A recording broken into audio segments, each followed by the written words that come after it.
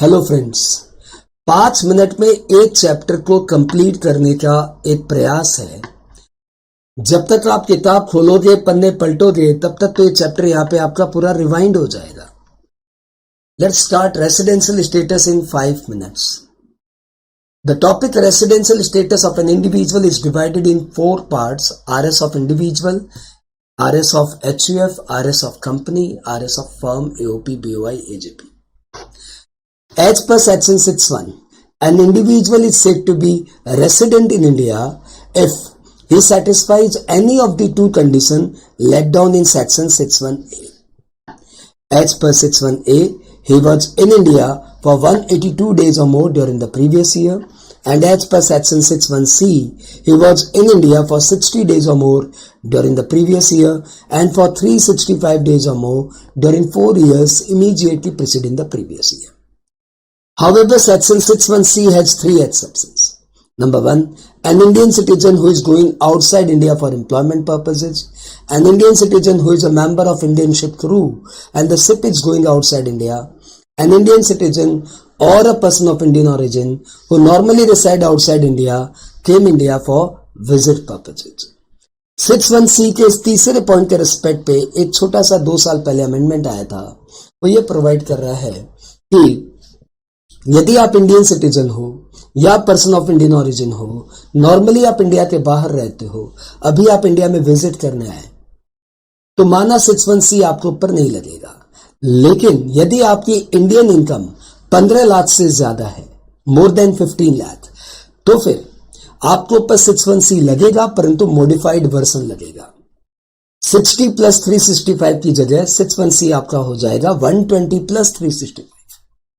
Yani, an Indian citizen or a person of Indian origin who normally reside outside India came India for visit purpose and his Indian income is more than 15 lakh, then he is said to be resident in India if he was in India for 120 days or more during the previous year and for 365 days or more during 4 years immediately preceding the previous year. Residential status of an individual में section 6.1a आपको विशेष ध्यान रखना चाहिए। Section 6.1a ये बोल रहा है, यदि कोई इंडिविजुअल यदि किसी भी कंट्री में लायबल टू टैक्स नहीं है because of his status and because of his domicile, ऐसा बंदा यदि इंडियन सिटीजन है और इंडिया में 15 लाख से ज्यादा कमाता है, then he is deemed to be resident in India. Residential status of individual में एक और डिवीजन है, ordinarily resident. A resident individual is said to be ordinarily resident if he satisfies both the additional condition of section 6.6. Number 1, he was in India for 730 days or more during 7 years immediately preceding the previous year, and he was resident in India for 2 years out of 10 years immediately preceding the previous year. Next, we are moving to residential status of HUF. As per section 6, subsection 2, an HUF is said to be resident in India if affairs of its business are wholly or partly controlled in India. Here control means actual level of control, not day-to-day control. Here control means actual control, not mere right to control. A resident HUF is said to be ordinarily resident if कर्ता of the family satisfies both the additional condition of section 6.6, यानी 7 साल में 730 दिन और 10 साल में 2 बार resident. A company is said to be resident in India as per section 6 subsection 3 if it is an Indian company or if it is a foreign company, then its POEM is in India. POEM means place of effective management. Residential status of firm, AOP, BOI, local authority, artificial juridical person. A firm, AOP, BOI, local authority, artificial juridical person are said to be resident in India if affairs of its business are wholly or partly controlled in India. क्या फर्क पड़ता है कि आप resident हो कि non resident हो? That is given in section 5, incidence of tax. And as per section 5, if income is received in India, then it is taxable, taxable, taxable. If income is earned in India, taxable, चाहे आप OR हो, NOR हो तब भी taxable, NR हो तब भी taxable. If income is earned and received outside India, but source is controlled from India, then taxable, taxable and not taxable. NR के हाथ में non taxable. If income is earned outside India, received outside India, source is also outside India, still OR के हाथ में taxable, बाद बाकी दोनों के हाथ में non taxable. Past year income India में लेके आओगे तो इंडिया में टैक्स नहीं लगेगा. अब इस रेसिडेंशियल स्टेटस को यदि आपको 3 मिनट में फिर से रिवाइंड करना है और उससे भी ज्यादा इफेक्टिव तरीके से, तो आप अपनाइए टैक्स म्यूजिक. रेसिडेंशियल स्टेटस का टैक्स म्यूजिक आपके सामने है.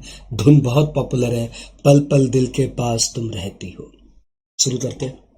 Individual 182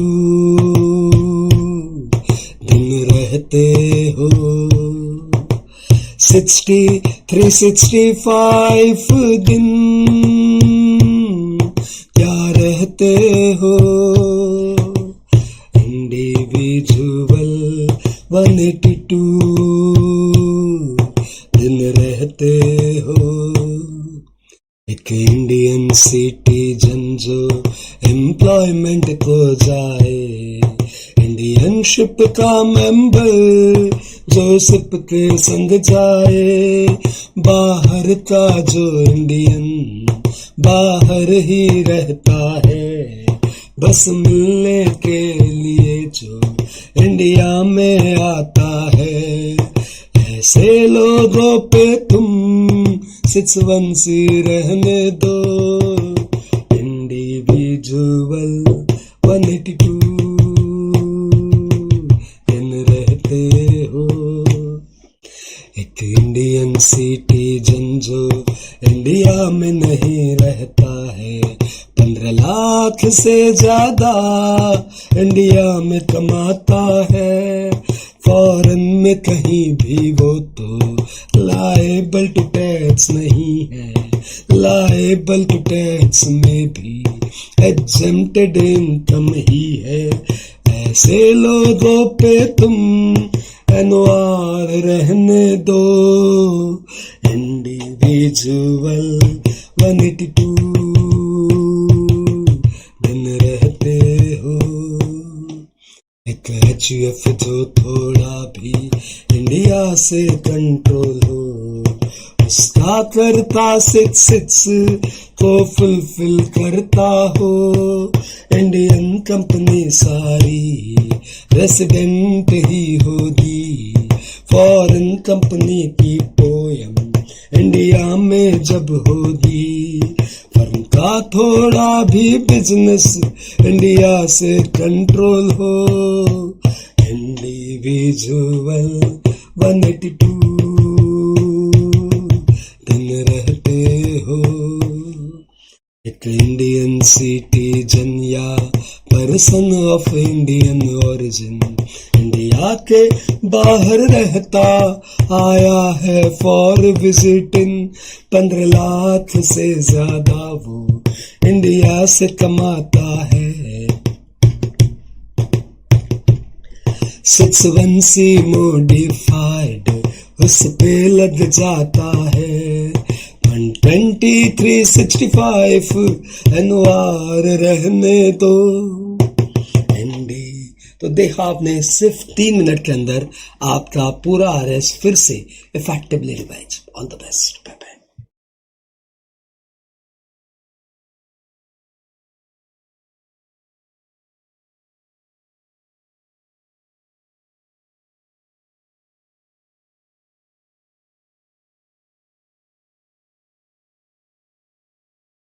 Agricultural income.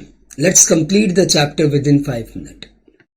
Agro income chapter में सिर्फ 4-5 पैराग्राफ है जो आपको पढ़ना है. पहला कि एग्रीकल्चरल इनकम का ट्रीटमेंट क्या है. दूसरा, एग्रीकल्चरल इनकम कहते किसे है. तीसरा, कुछ एग्जाम्पल्स आपको इसमें करना चाहिए. एंड चौथा कि यदि पार्टली एग्रो इनकम है, पार्टली नॉन एग्रो इनकम है तो क्या करे.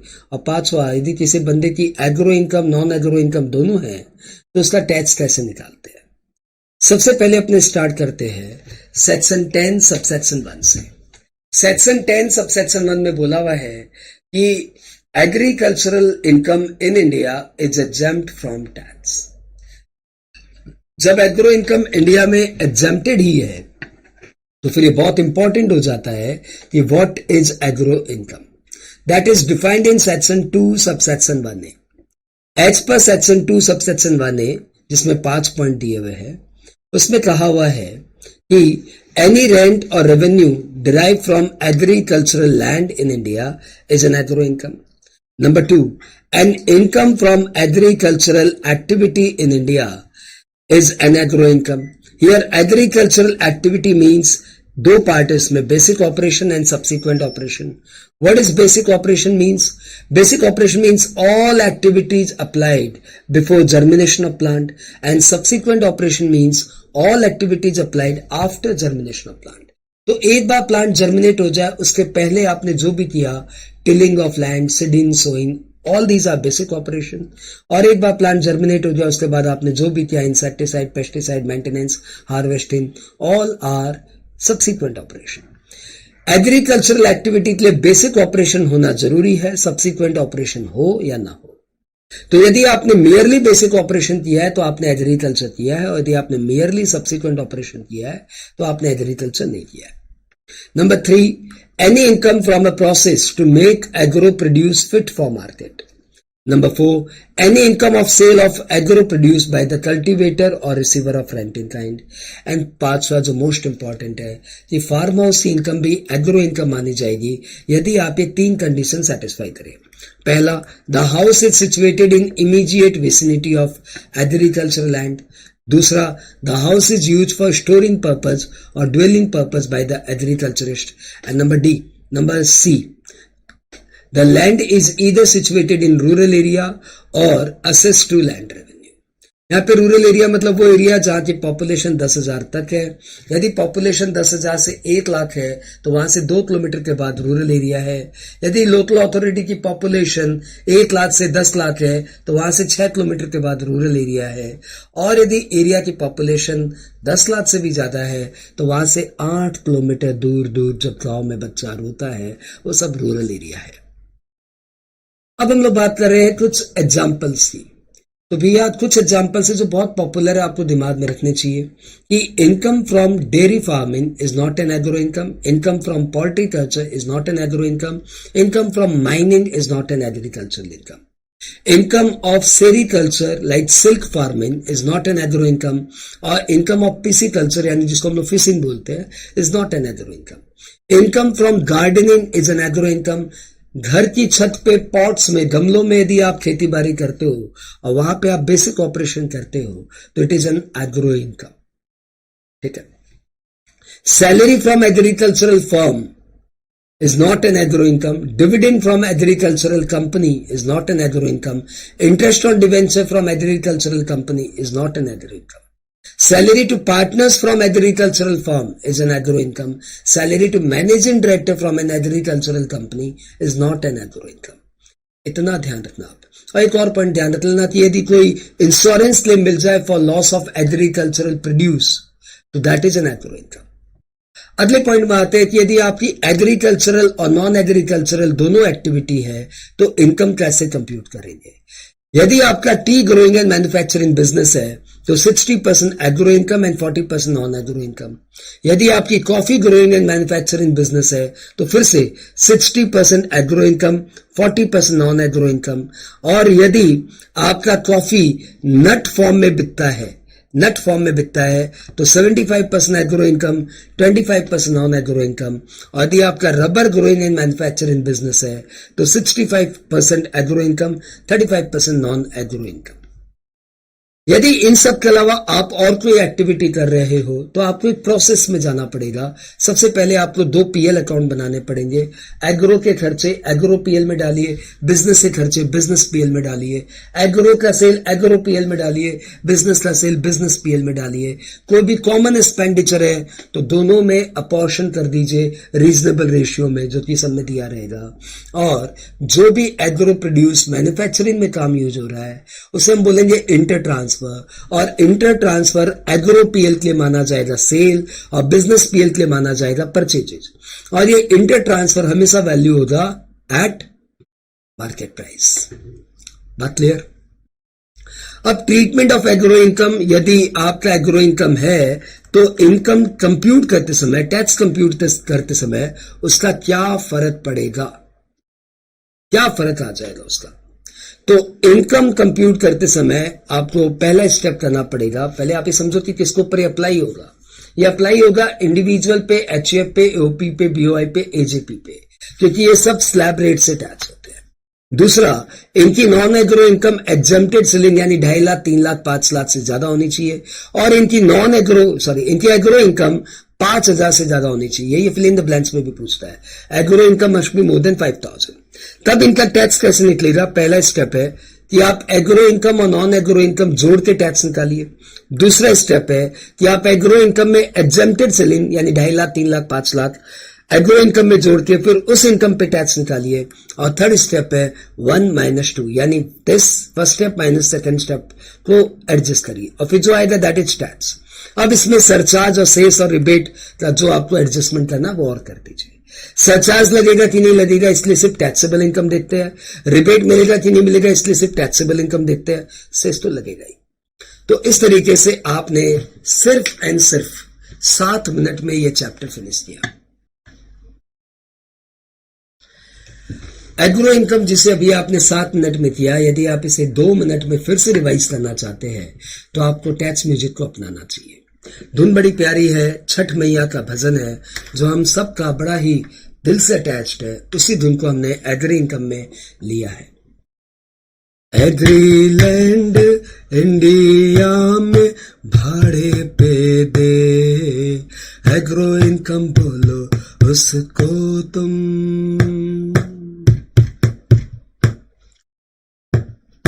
एग्रो एक्टिविटी करे इंडिया में, एग्रो इनकम बोलो उसको तुम।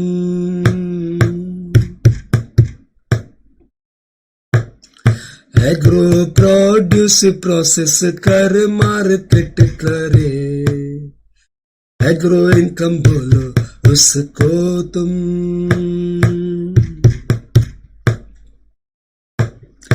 एग्रो प्रोड्यूस कल्टीवेटर बेचे तो, एग्रो इनकम बोलो उसको तुम।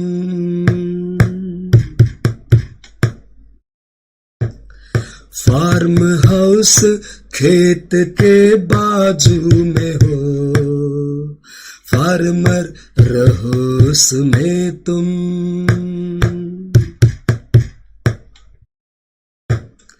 खेत पे लगान दो या रूरल लैंड, एग्रो इनकम बोलो उसको तुम।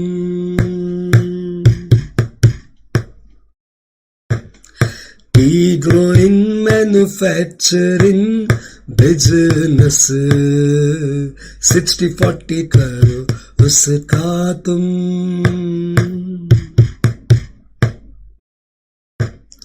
कॉफी पाउडर बना के बेचे तो 60-40 करो उसका तुम।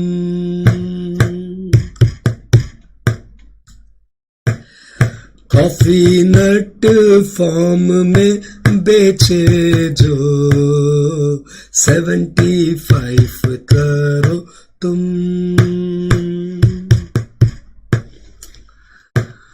रबर ग्रोइंग मैन्युफैक्चरिंग बिजनेस 65 करो उसका तुम।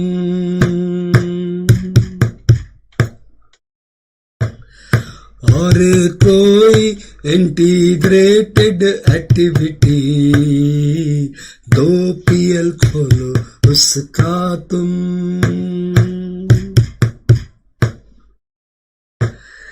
इंटर ट्रांसफर डेबिट क्रेडिट जो करो, मार्केट वैल्यू करो उसका तुम। तो आपने देखा सिर्फ 2 मिनट के अंदर हमने पूरा एग्रो इनकम आपको वापस से सुनाया। ऑल द बेस्ट बच्चों, बाय बाय।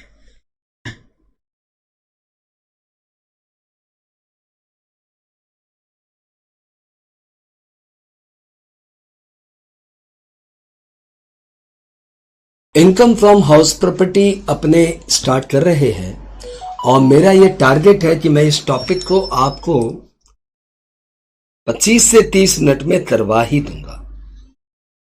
तो let's start without wasting any more time. Income from house property is governed by section 22 to 27। Section 22 में बोला हुआ है कि annual value of a house property shall be taxable in the hands of owner if the property is not used for own business or profession। प्रश्न यह आता है कि what is annual value? तो annual value मतलब notional income earning capability, यानी income earning capability of a house property। It is not actual income but income earning capability of the house।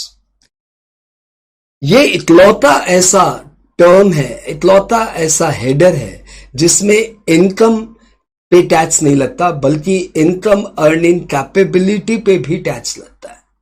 जैसे कि आपके पास एक हाउस है और आप उस हाउस को लेट आउट नहीं किए तो लिटरली आपकी कोई इनकम तो आई नहीं, लेकिन उस हाउस का एक इनकम अर्निंग कैपेबिलिटी तो है ही।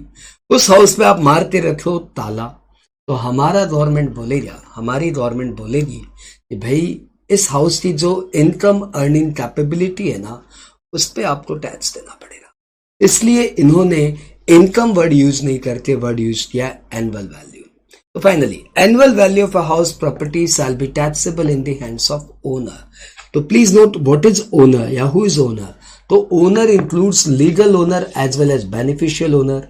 लीगल ओनर मतलब वो बंदा जिसके नाम पे प्रॉपर्टी रजिस्टर्ड है, और बेनिफिशियल ओनर मतलब वो बंदा भले उसके नाम पे प्रॉपर्टी रजिस्टर्ड नहीं है परंतु he has all the rights of legal owner. Only legal paper में कुछ डेफिशिएंसी है, इसके कारण वो लीगल ओनर नहीं बन पाया, परंतु he is as good as owner. खाली पेपर में ही कुछ डेफिशिएंसी है। तो ऐसे बंदे को भी इनकम टैक्स ओनर रिकॉग्नाइज करता है for the purpose of computing tax.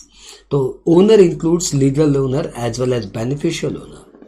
Next, property must not be use for own business और प्रोफेशन। ये स्पेशल क्राइटेरिया है। यदि आपकी property own business and profession में यूज होती है तब तो फिर उसकी इनकम पीजीबीपी हेड में जाएगी, और यदि property own business and profession में यूज नहीं होती है तो फिर उसकी income from house property head में आएगी। एक प्रश्न बनता है व्हाट इज हाउस प्रॉपर्टी। तो house property means land surrounded bye sufficient wall और any land appurtenant there to. मतलब कोई घर जिसके चारों तरफ वॉल है, मतलब कोई जमीन का टुकड़ा जिसके चारों तरफ वॉल है और उसके साथ अटैच भी कोई जमीन है तो वो भी हाउस प्रॉपर्टी माना जाएगा। जैसे अपना विक्टोरिया गार्डन, यार कलकत्ता का विक्टोरिया गार्डन, आगरा का ताजमहल, ये आपने देखा है। एक प्यारी सी इमारत है और इमारत के आजू बाजू गार्डन है और यहाँ पे एक हल्का सा फेंसिंग किया हुआ है। तो भैया जी ये पूरा ही हाउस प्रॉपर्टी माना जाएगा। This is the land surrounded by wall and this is land appurtenant thereto. ये सब हाउस प्रॉपर्टी माना जाएगा। आई होप ये सब बातें आपको क्लियर। आगे बढ़ते जाए। ओके, एनुअल वैल्यू मैंने आपको समझाई दिया। डीम्ड ओनर में अपनी थोड़ी देर बाद आएंगे, इन सब बातों में अपने थोड़ी देर बाद आएंगे। अब हाउस प्रॉपर्टी में टैक्स कंप्यूट करने के लिए income tax point of view से हाउस प्रॉपर्टी को हमने ब्रॉडली 5 पार्ट में डिवाइड किया है।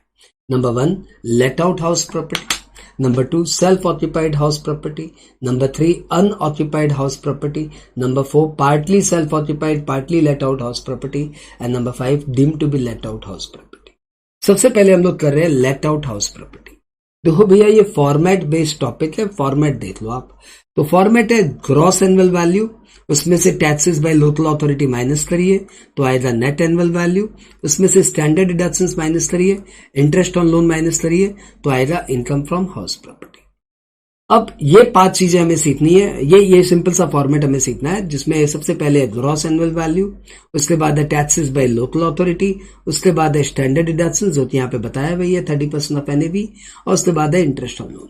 तो ब्रॉडली ये 4 बातें सीखनी है, एक एक करके सीखते हैं। सबसे पहले सीख रहे हैं ग्रॉस एनुअल वैल्यू। तो ग्रॉस एनुअल वैल्यू एक मैकेनिज्म है, एक तरीका है किसी भी प्रॉपर्टी की एनुअल वैल्यू निकालने का, जिसका पहला स्टेप है कैलकुलेट RER। RER मतलब reasonable expected rent. Reasonable expected rent being higher of the two, gross municipal value and fair rent. I repeat, reasonable rent is the higher of gross municipal value and fair rent. लेकिन ये एक बात ध्यान रखिएगा कि reasonable expected rent standard rent से ज्यादा नहीं हो सकता। प्रश्न आता है व्हाट इज म्युनिसिपल वैल्यू? तो municipal value is the annual value of the property as per municipality record. Annual value of the property as per municipality record. Number 2, fair rent क्या होता है? Fair rent means the rent of similar property in same locality.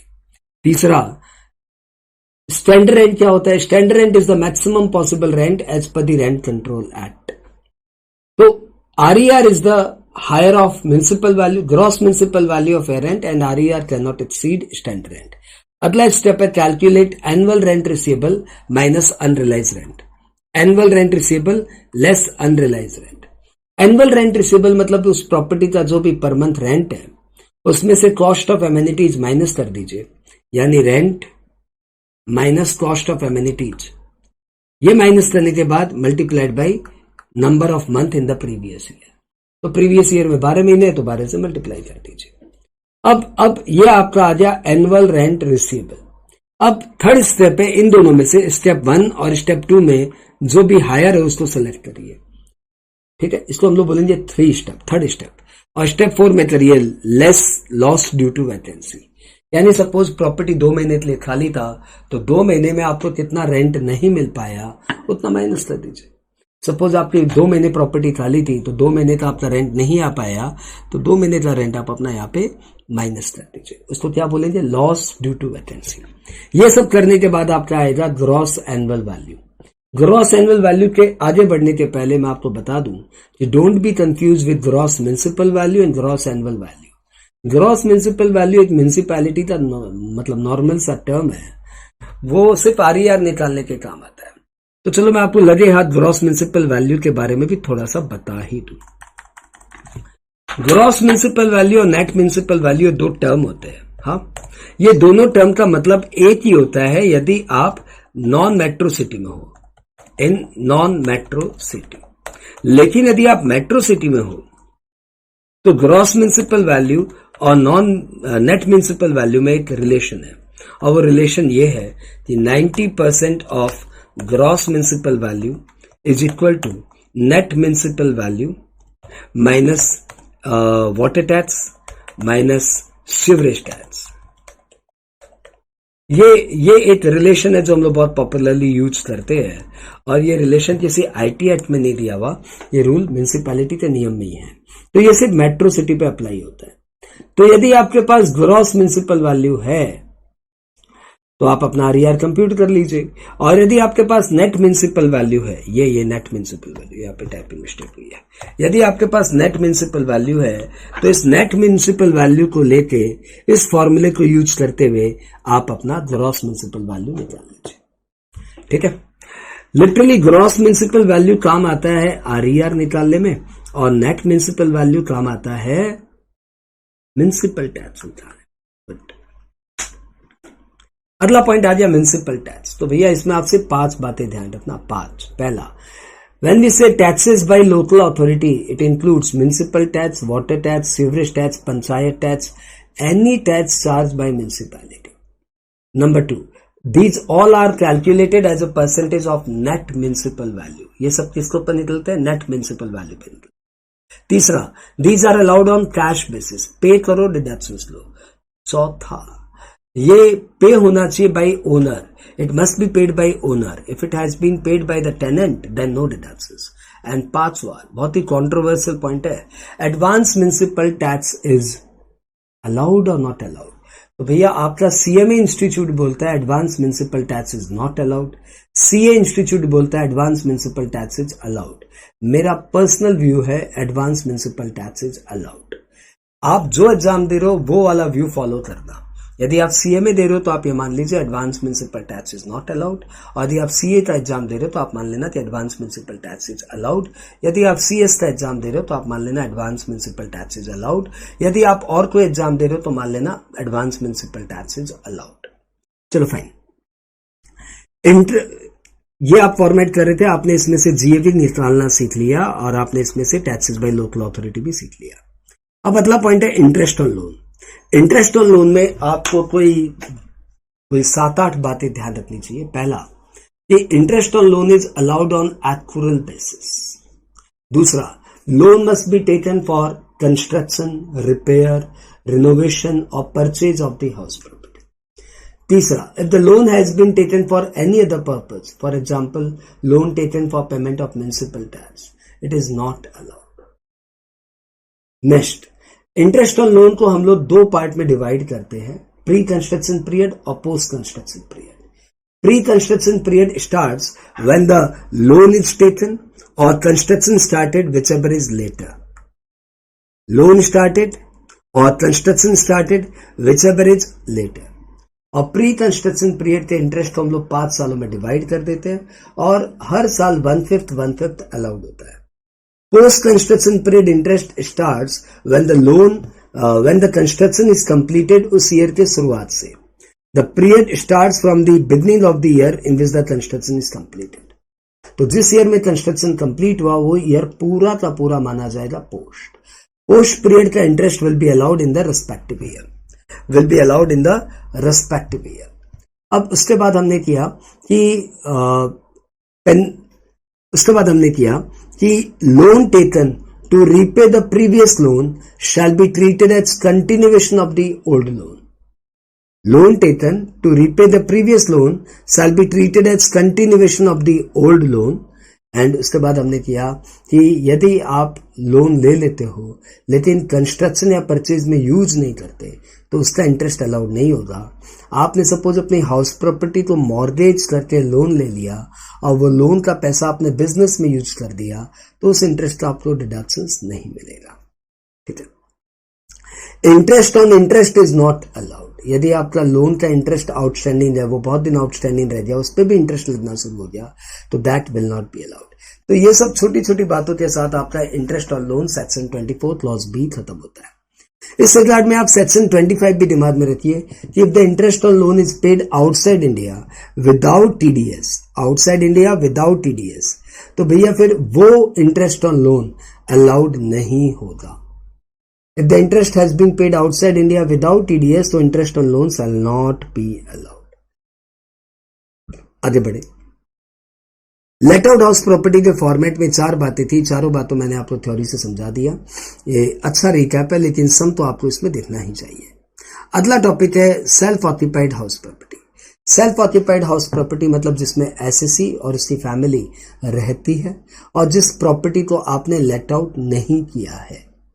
यदि आप उस property में रहते हो और आपने उस प्रॉपर्टी को लेट आउट भी कर रखा है तो भैया फिर वो partly self occupied partly let out माना जाएगा। सेल्फ ऑक्यूपाइड तभी माना जाएगा जब उस प्रॉपर्टी में आप सिर्फ रहते हो या फिर वो वैकेंट है। रहना भी जरूरी है, वैकेंट भी हो सकता है, लेट आउट नहीं होना जरूरी है। It must be self occupied, it must not B let out and it may be vacant. Vacancy हो भी सकती है, नहीं भी हो सकती। लेट आउट नहीं होना चाहिए, सेल्फ ऑक्यूपाइड होना चाहिए।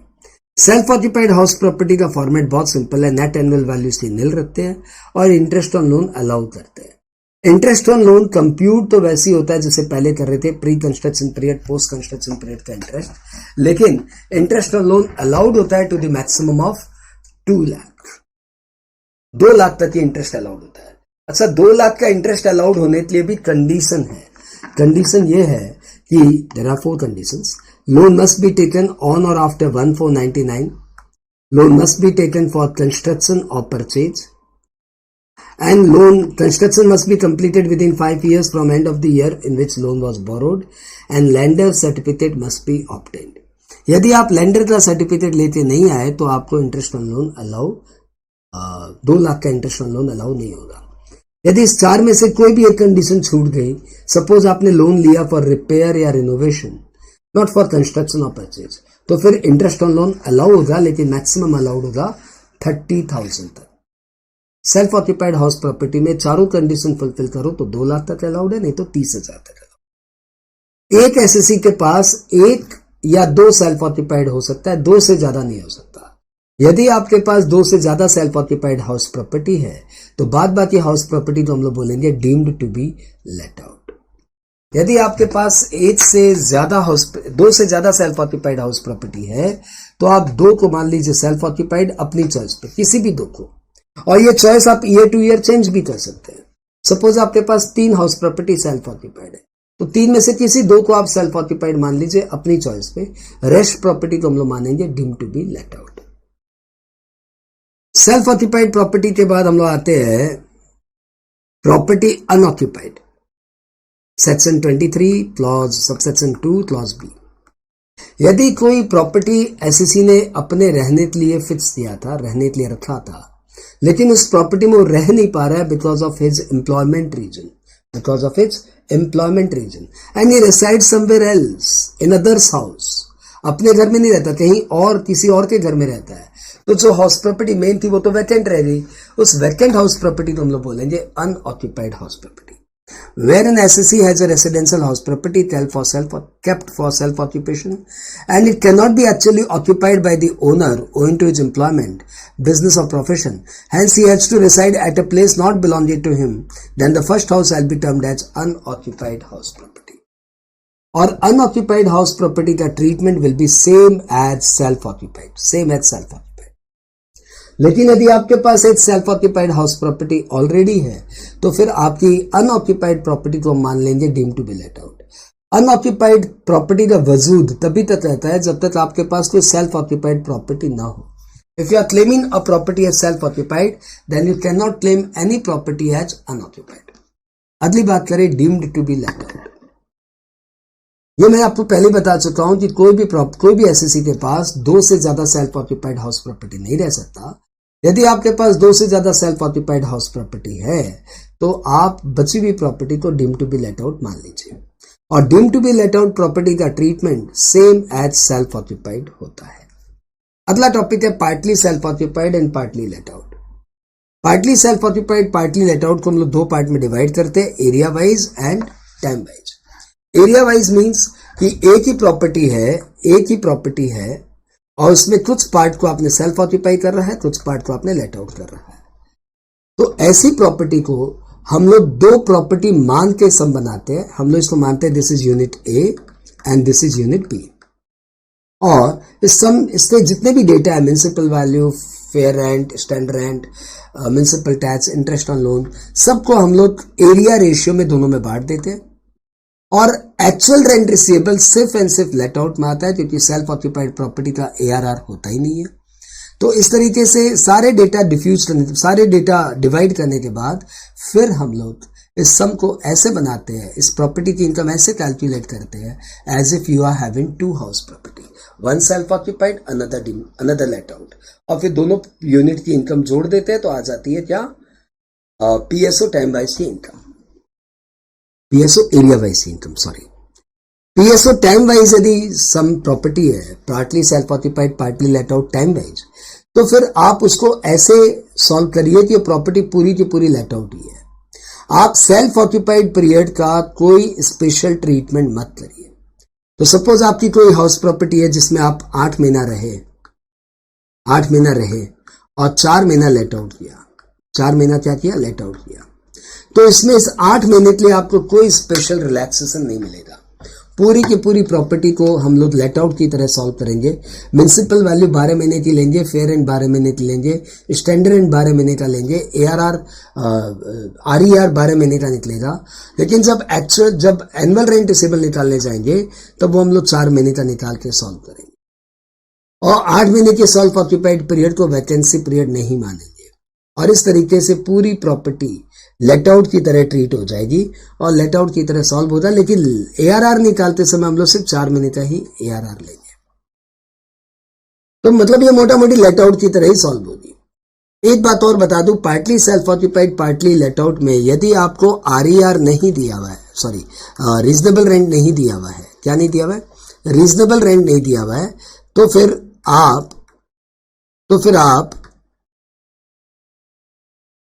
ARR को बेस करके रीजनेबल रेंट निकाल लेना।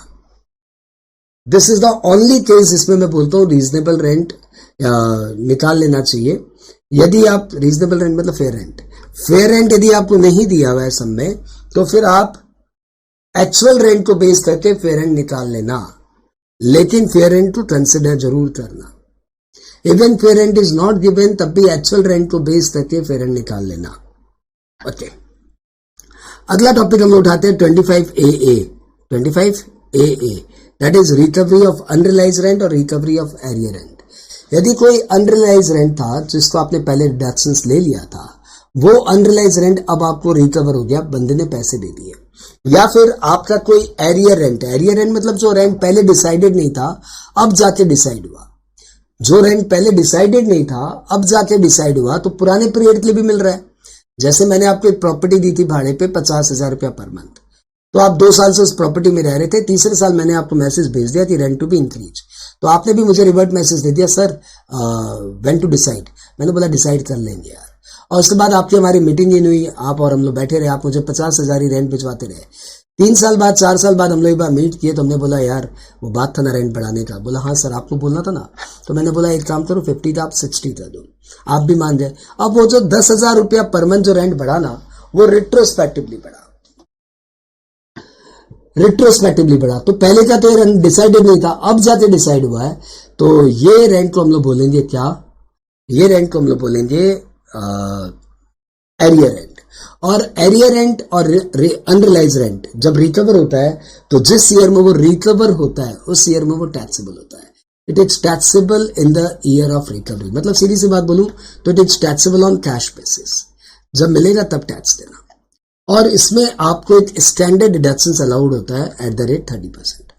एट द रेट 30% आपको स्टैंडर्ड डिडक्शन अलाउड होता है। तो यदि आपको recovery of unrealise rent 5 lakh मिला है, तो 5 लाख में से 30% माइनस कर दीजिए, 3.5 लाख विल बी टैक्सेबल।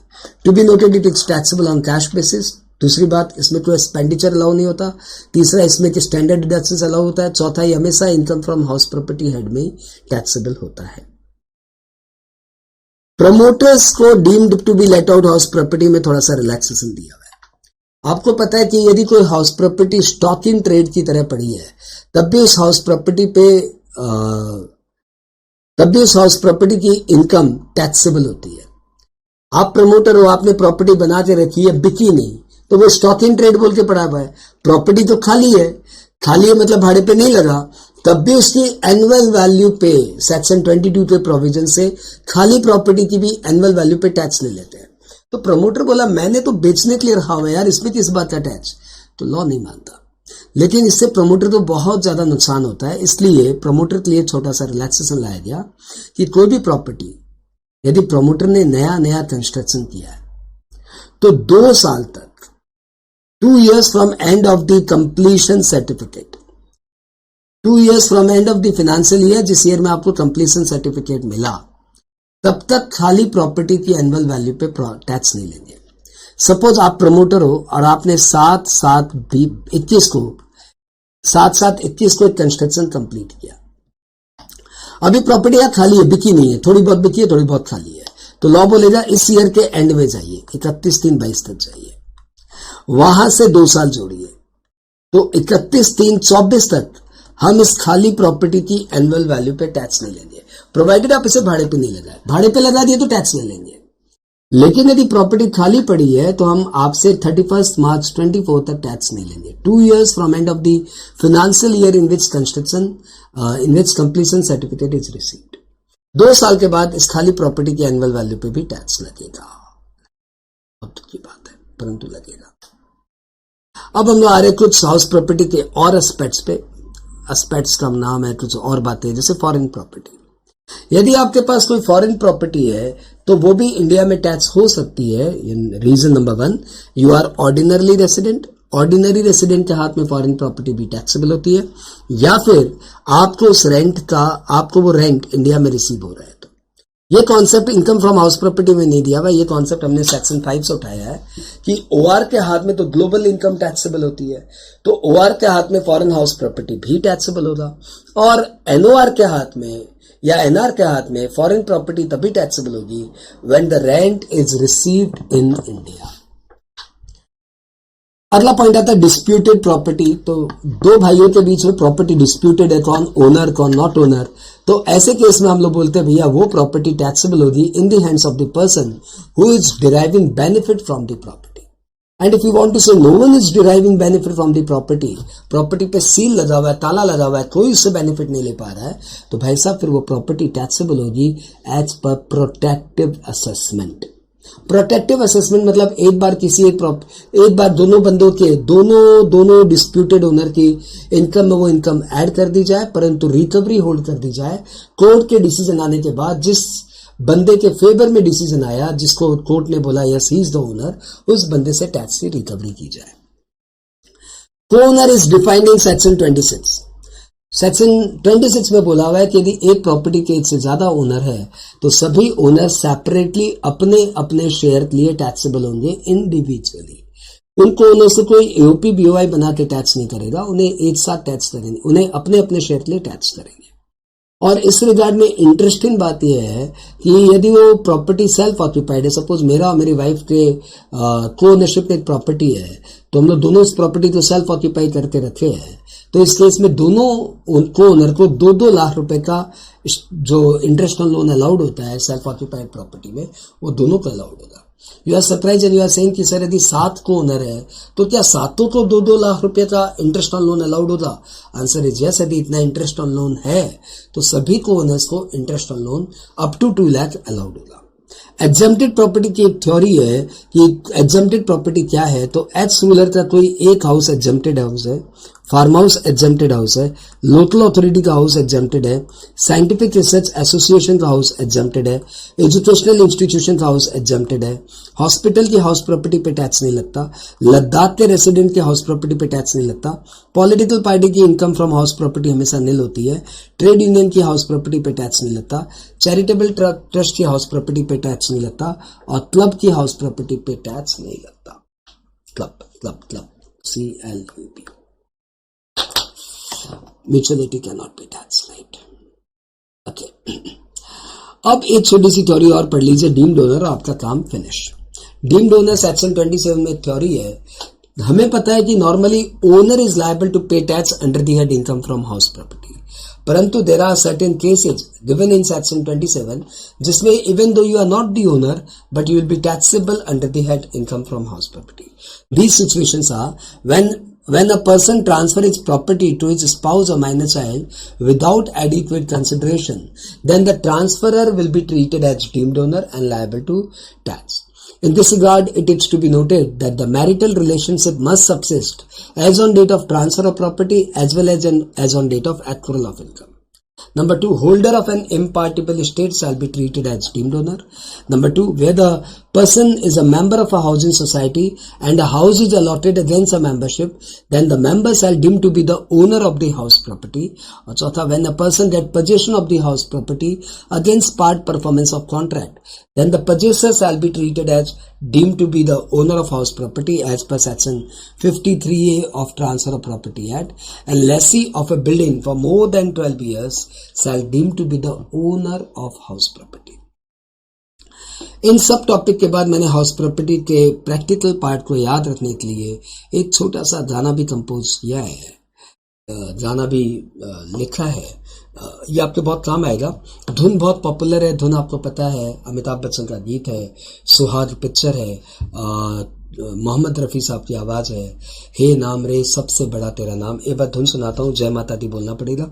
हे नाम रे सबसे बड़ा तेरा नाम, ओ शेरों वाली ऊंचे डेरों वाली बिगड़ी बना दे। तो ये डांडिया बीट पे आपको सीखना है income from house property. Let's start. MVFR में जो भी हो हायर आर कर ARR कंपेयर कर, लॉस वैकेंसी का लेस तू कर, म्युनिसिपल टैक्स ओनर भाई पे कर, फिर लेस तू कर, NB सेट तू कर, 30% लेस तू कर।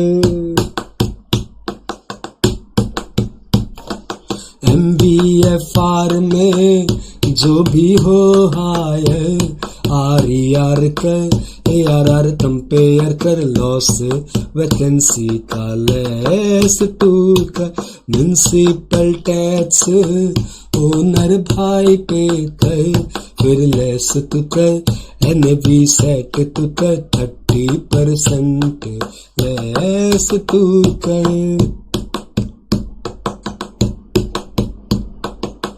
इंटरेस्ट को प्री पोस्ट में डिवाइड करना होगा प्री 5 साल पोस्ट हर साल माइनस करना होगा ऐसो प्रॉपर्टी जो हो NAV 024A0 2 लाख तक इंटरेस्ट लेस कर ऐसो प्रॉपर्टी जो हो मतलब सेल्फ ऑक्यूपाइड प्रॉपर्टी में NAV 024A0 2 लाख तक इंटरेस्ट लेस है PSO जो एरिया वाइज हो तो यूनिटों में बांट दे हर डेटा ARR को छोड़ के एरिया रेशियो में बांट दे फिर ऐसे तो सम सॉल्व कर जैसे ओ मिस्टर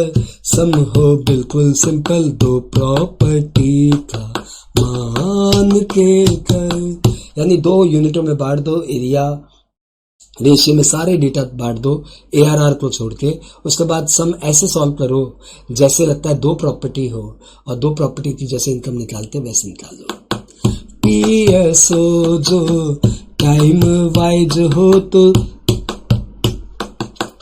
PSO जो टाइम वाइज हो तो लेट आउट जैसे सॉल्व कर अनऑक्यूपाइड को सेल्फ ऑक्यूपाइड के जैसे ही तू सॉल्व कर ऐसो यूओ दोनों जो हो तो यूओ तो ले DLO मान ले रे देखा ये कितना इजी सा चैप्टर MBFR में तो ऐसो और यूओ दोनों जो हो तो सेल्फ ऑक्यूपाइड अनऑक्यूपाइड दोनों हो तो आप यूओ को DLO मान के सम कर लो और ये इतना सही चैप्टर है MBFR में जो भी हो टैक्सी म्यूजिक आपको दोबारा गानी पड़ती है तब वो आपके जहन में आती है it's not entertainment it's study को 3-4 बार रिवाइंड करना ही पड़ता है इतना तो माइंड की टेक्निक आपको पता ही है कि कोई भी चीज़ को 3-4 बार रिपीट करते हैं तो फिर उसका लूप दिमाग में बनता है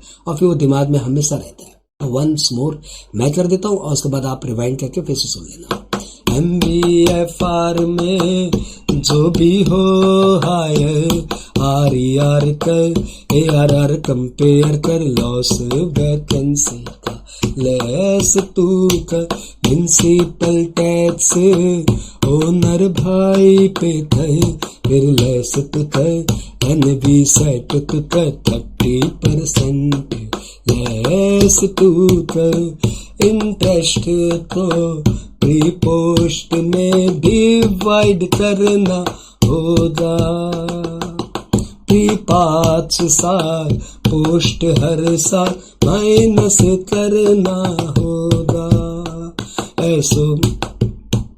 ऐसो प्रॉपर्टी जो हो NAV 024A0 2 लाख तक इंटरेस्ट लेस कर MBFR में PSO जो एरिया वाइज हो तो यूनिटों में बांट दे हर डेटा ARR तो छोड़ के एरिया रेशियो में बांट दे फिर ऐसे तो सम सॉल्व कर जैसे ओ मिस्टर सम हो बिल्कुल सिंपल 2 प्रॉपर्टी का मान के कर MBFR में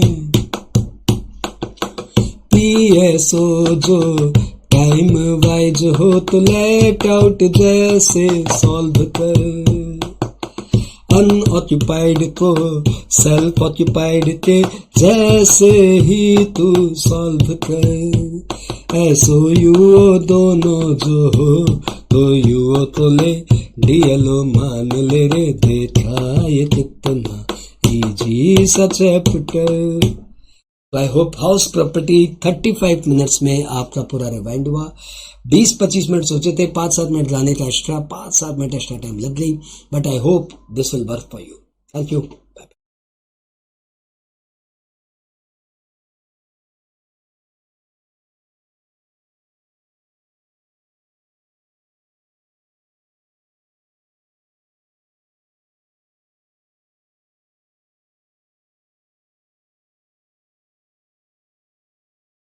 हेलो फ्रेंड्स, पीजीबीपी इनकम एक ऐसा चैप्टर है जिससे सभी परेशान रहते हैं, और इस चैप्टर को लास्ट मोमेंट पे कोई यदि सपोर्ट मिलता है तो वो स्टूडेंट्स के लिए बहुत अच्छी बात है। ये सोच के एक पीजीबीपी का फास्ट रिकैप बना रहा हूं। इस रिकैप को मैंने प्रैक्टिकल ओरिएंटेड रखा है, क्योंकि पीजीबीपी में थ्योरी यूज है और कई बार स्टूडेंट उस थ्योरी के बोझ के कारण प्रैक्टिकल को छोड़ के चला जाता है। इसलिए ये जो मैं summarise business and profession chapter पे अपना लेक्चर बना रहा हूं, that will be only practical oriented, और सिर्फ वो बातें यहां पे होंगी जो एग्जाम में न्यूमेरिकल में पूछा जा सकता है। बिजनेस एंड प्रोफेशन निकालने के मतलब profit and gains from business and profession कैसे निकालेंगे, how to compute the income, उसके लिए 2 मेथड बताए जाते हैं, direct method, indirect method. Direct method में बोला जाता है एक वापस से आप पीएल अकाउंट बनाइए considering the provisions of IT act, जिसमें जो जो income business and profession head में आनी चाहिए उसको क्रेडिट करिए, और जो जो expenditure business and profession head में पीजीबीपी हेड में अलाउड है उन्हें डेबिट करिए, बाकी सब इग्नोर करिए। लेकिन डायरेक्ट मेथड इसलिए इतना पॉपुलर नहीं है क्योंकि आईटी रिटर्न का जो फॉर्मेट है वो इनडायरेक्ट मेथड के अनुसार बनाया हुआ है। इसलिए इनडायरेक्ट मेथड ज्यादा पॉपुलर है, जिस मेथड में यह बोला गया है कि वापस से पीएल बनाने की आवश्यकता नहीं है। आप net profit as per accounts को स्टार्टिंग पॉइंट लीजिए, और जो जो एक्सपेंडिचर डिज अलाउड है, यानी जो जो expenditure business and profession head में अलाउड नहीं है, उन सबको एड बैक करिए। All expenditure which are allowed under the head PGBP and shown in PL, उसका कुछ मत करिए, कुछ ना करो। और यदि एक्सपेंडिचर अलाउड है लेकिन बिजनेस एंड प्रोफेशन के पीएल में नहीं दिया हुआ है, इट इज सरप्राइजिंगली, यदि ऐसा है कि कोई एक्सपेंडिचर अलाउड है आईटी एक्ट में लेकिन अकाउंट्स के पीएल में नहीं डाला हुआ है, तो इसको लेस कर दीजिए। क्रेडिट साइड में है तो those income which are not taxable under the head PGBP should be subtracted, and those income which are taxable under the head PGBP and shown in the PL don't do anything, and those income which are taxable under the head PGBP but not shown in PL add the same. अब ये format करने के बाद हमें कुछ नहीं करना, बस लॉ के कुछ बेसिक प्रोविजंस दिमाग में रखने हैं जो इतने टफ नहीं है दोस्तों, बहुत आसान है। वो पॉइंट्स आप दिमाग में रख लो तो मोटा मोटी बिजनेस एंड प्रोफेशन का सम हैंडल हो जाएगा। Let's start those points. पहला, profit and gains from business and profession निकालते समय कोई भी एंटिसिपेटेड एक्सपेंडिचर अलाउड नहीं है। यानी यदि आपको कोई भी एंटिसिपेटेड एक्सपेंडिचर दिया हुआ like provision for bad debt, तो आप उसे ऐड बैक कर दीजिए। रिजर्व भी प्रोविजन की तरह ही है, लिटरली तो वो एक्सपेंडिचर ही नहीं है, इसलिए आप प्रोविजंस एंड रिजर्व को ऐड बैक कर दीजिए। दूसरा, कोई भी कैपिटल एक्सपेंडिचर अलाउड नहीं है एक्सेप्ट साइंटिफिक रिसर्च से रिलेटेड कैपिटल एक्सपेंडिचर। तो साइंटिफिक रिसर्च से कैपिटल एक्सपेंडिचर को छोड़ के all capital expenditure if shown in PL add back कर दीजिए। ठीक है, अपने इतने टेक्निकली नहीं जा रहे, it is we are moving कि एग्जाम ओरिएंटेड रिकैप है ये। ठीक है, दूसरा, कोई भी रेवेन्यू एक्सपेंडिचर यदि वो बिजनेस से रिलेटेड है, incurred in the previous year है और कोई लॉ का वायोलेशन नहीं है, तो वो अलाउड है। नेक्स्ट, कोई भी नोशनल एक्सपेंडिचर, यानी जो एक्सपेंडिचर आपने किया नहीं है, आपने अपने आप को दे दिया, like rent to proprietor, like salary to proprietor, ये सब खर्च अलाउड नहीं होते आईटी एक्ट में, तो इन सबको आप ऐड बैक कर दीजिए। कोई भी लीगल एक्सपेंडिचर अलाउड है और कोई भी expenditure in violation of law disallowed है।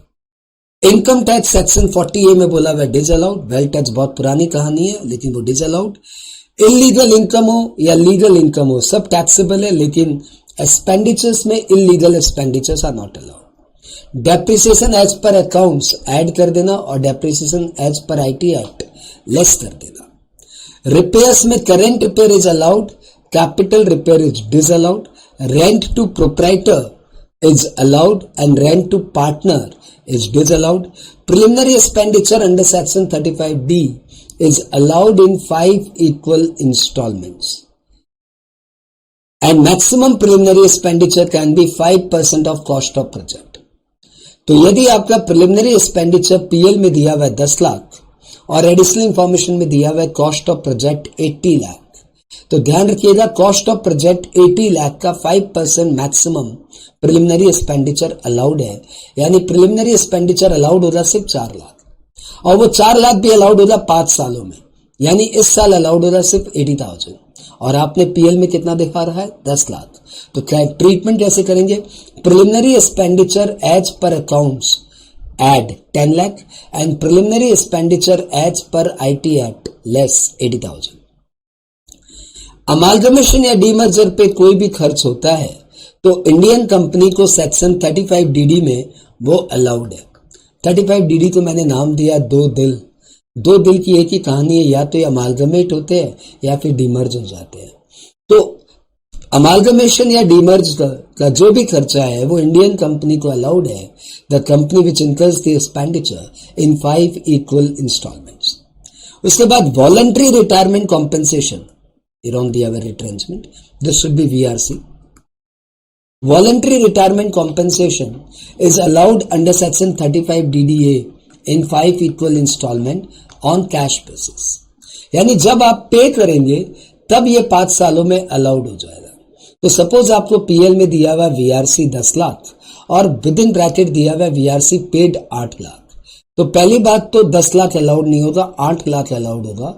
और दूसरी बात वो 8 लाख भी अलाउड होगा 5 सालों में, यानी इस साल अलाउड होगा 1,60,000।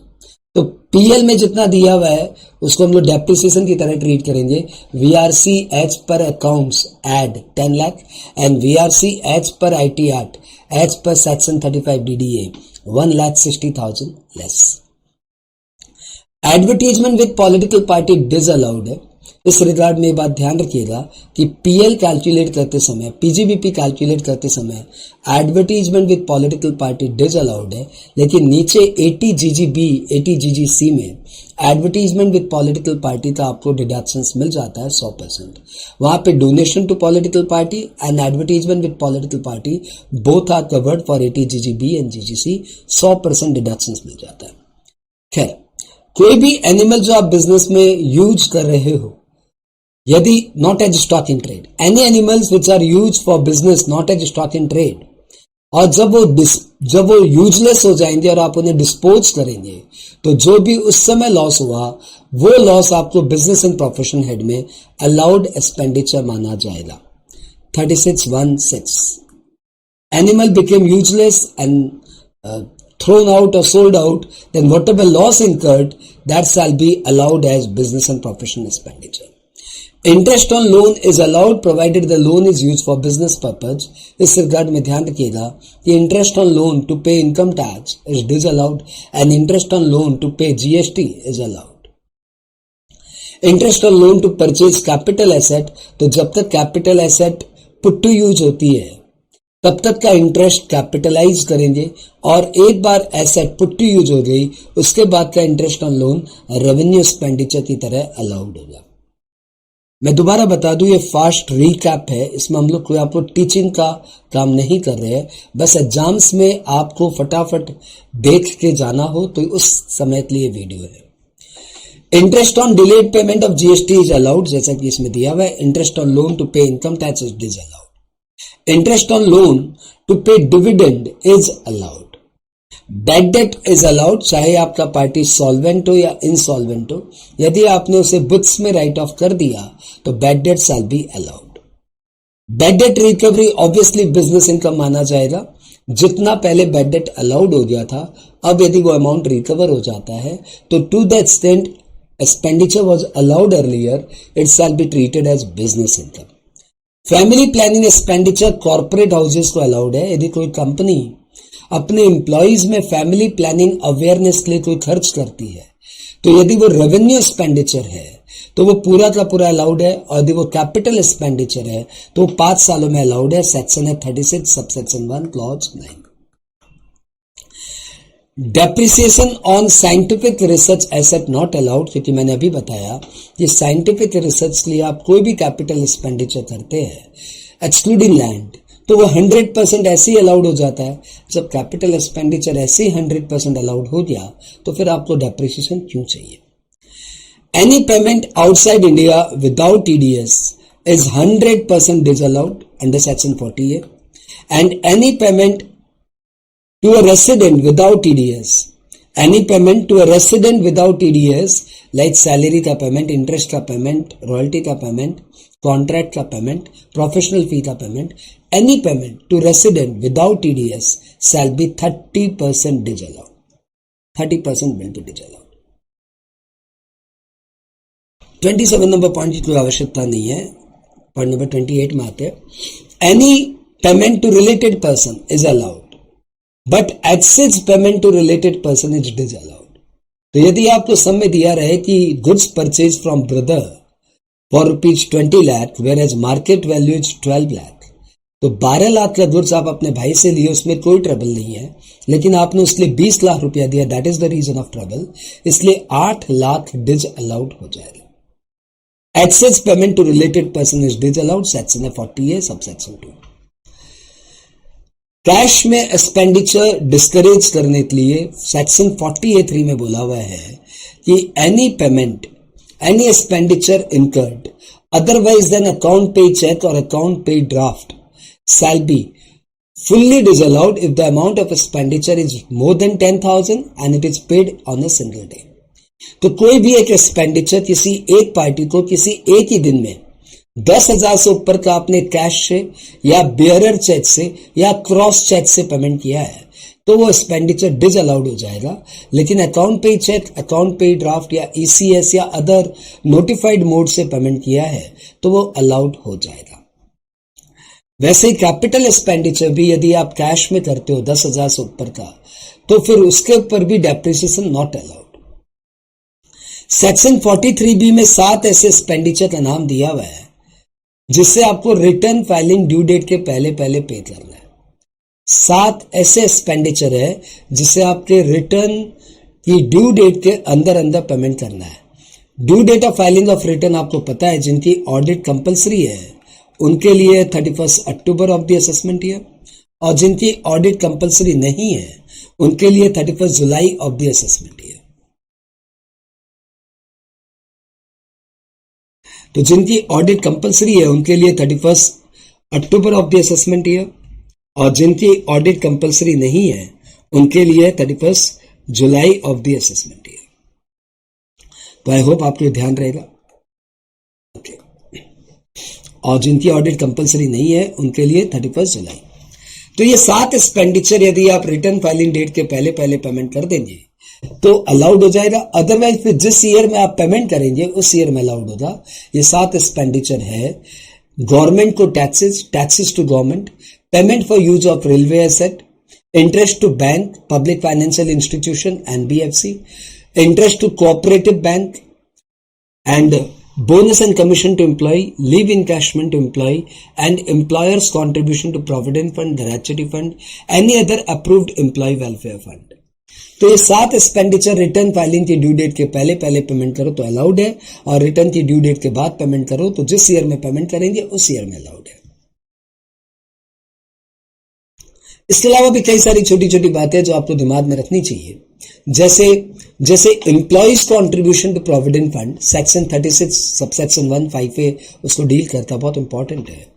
तो जब एम्प्लॉय की सैलरी से employees contribution to RPF deduct करके रख लेता है तो हमारा लॉ बोलता है as soon as it has been deducted from the salary of the employee it shall be treated as business income and if it is timely deposited if it is timely deposited then it shall be allowed as expenditure. यहां पे timely deposit के ऊपर एक question mark था, कब तक deposit करना है। तो अब लॉ ने इस पे क्लैरिफिकेशन ला दिया कि ये जो PF act, pension fund act, तो इन सब जो लॉ का जो ड्यू डेट है, ईएसआई की ड्यू डेट, पीएफ की ड्यू डेट, पेंशन लॉ की ड्यू डेट, इन सब की ड्यू डेट के पहले पहले इन लॉ में जो ड्यू डेट दी हुई है उस टाइम लिमिट के अंदर अंदर पेमेंट करना है। पहले ऐसा डिलेमा था कि शायद due date of filing of return के पहले पहले पे करना है, but now that dilemma has been clarified कि आपको due date of the respective act के पहले पहले पेमेंट करना है। पीसीबीपी अभी तक आपने जितना किया ना, वो आपके न्यूमेरिकल का 50% तो हैंडल करने में सक्षम है। तो पहले हम लोग इतना पार्ट रिवाइंड करते हैं। इसको रिवाइंड करते समय हमने एक टैच का म्यूजिक बनाया है जो आपके बहुत काम आएगा, और इसके साथ साथ आप गाते जाइएगा। धुन इतनी प्यारी है कि आप सबने सुना है कि सोनू तुझको भरोसा नहीं किया, तो इसी धुन पे बनाया है।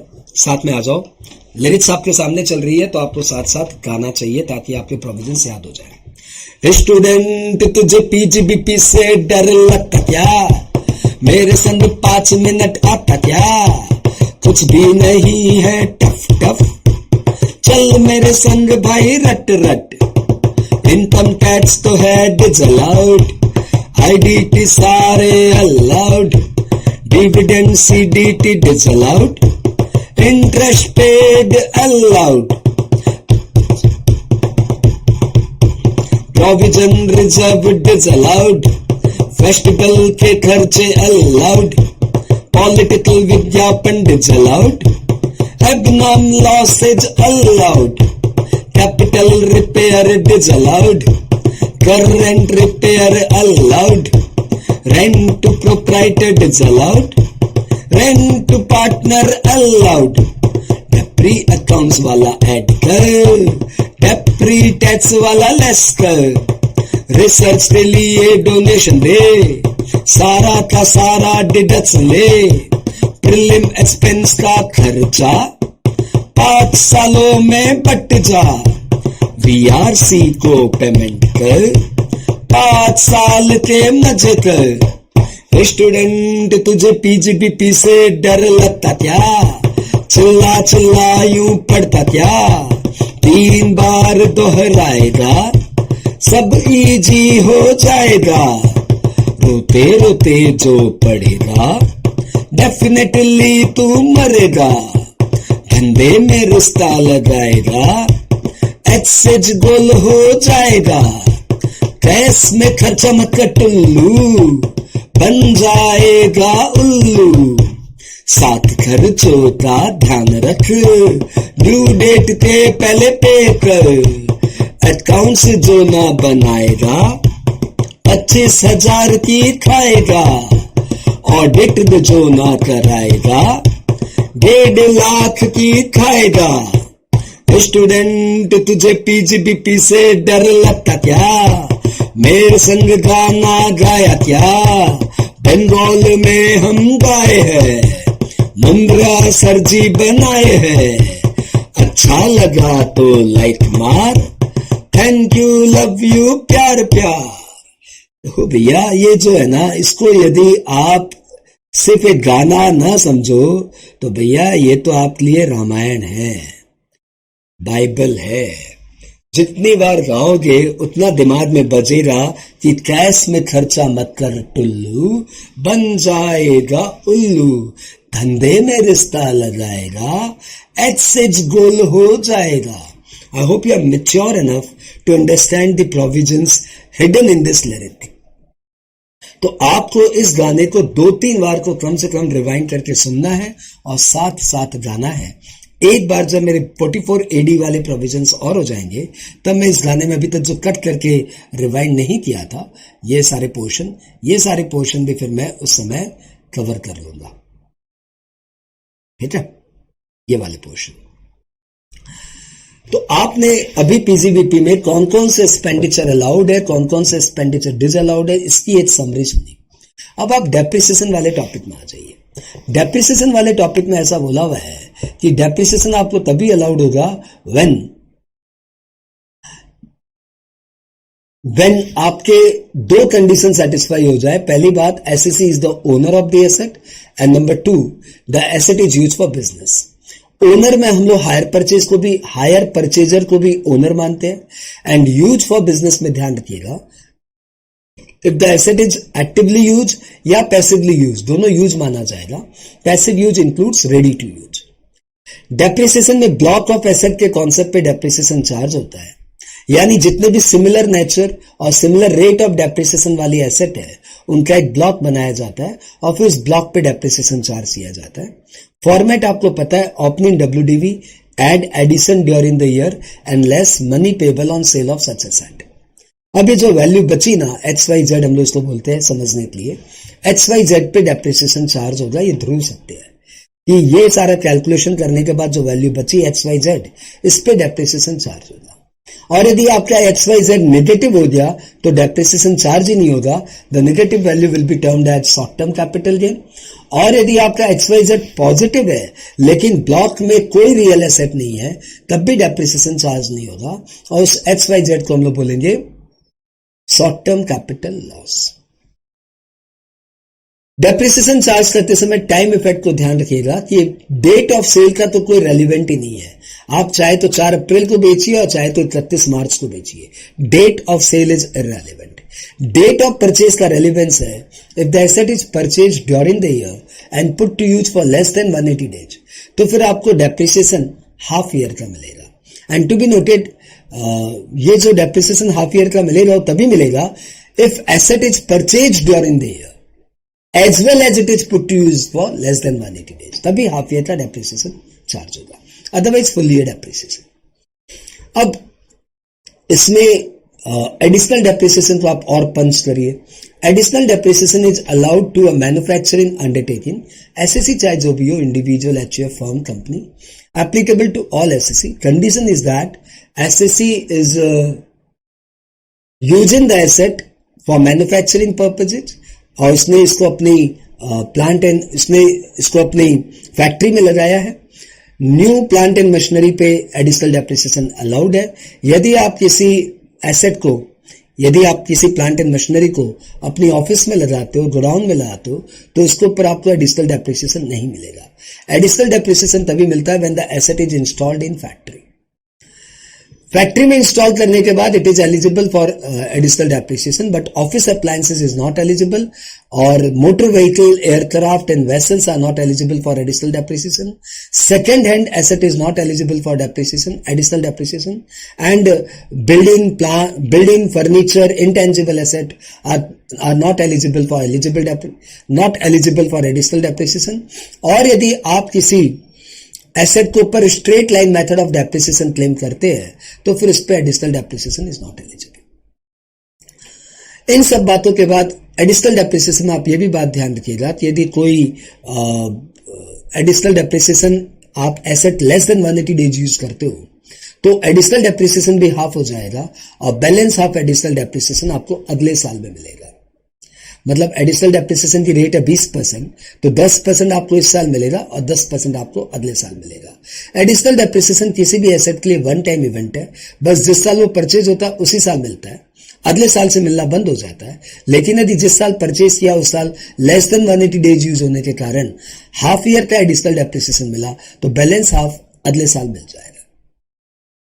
एडिशनल डेप्रिसिएशन चार्ज करने के कारण आपका शॉर्ट टर्म कैपिटल गेन में कोई इफेक्ट नहीं आता और एडिशनल डेप्रिसिएशन अलाउड होता है even the block as the negative value. इन सब बातों के बाद हम लोग एक बार कॉस्ट ऑफ एसेट में आते हैं कि कॉस्ट ऑफ एसेट के लिए लॉ बोल रहा है कि कोई भी एक्सपेंडिचर इनकर हुआ to install the asset like carriage inward, installation charges, ये सब एसेट के कॉस्ट में ऐड हो जाएगा।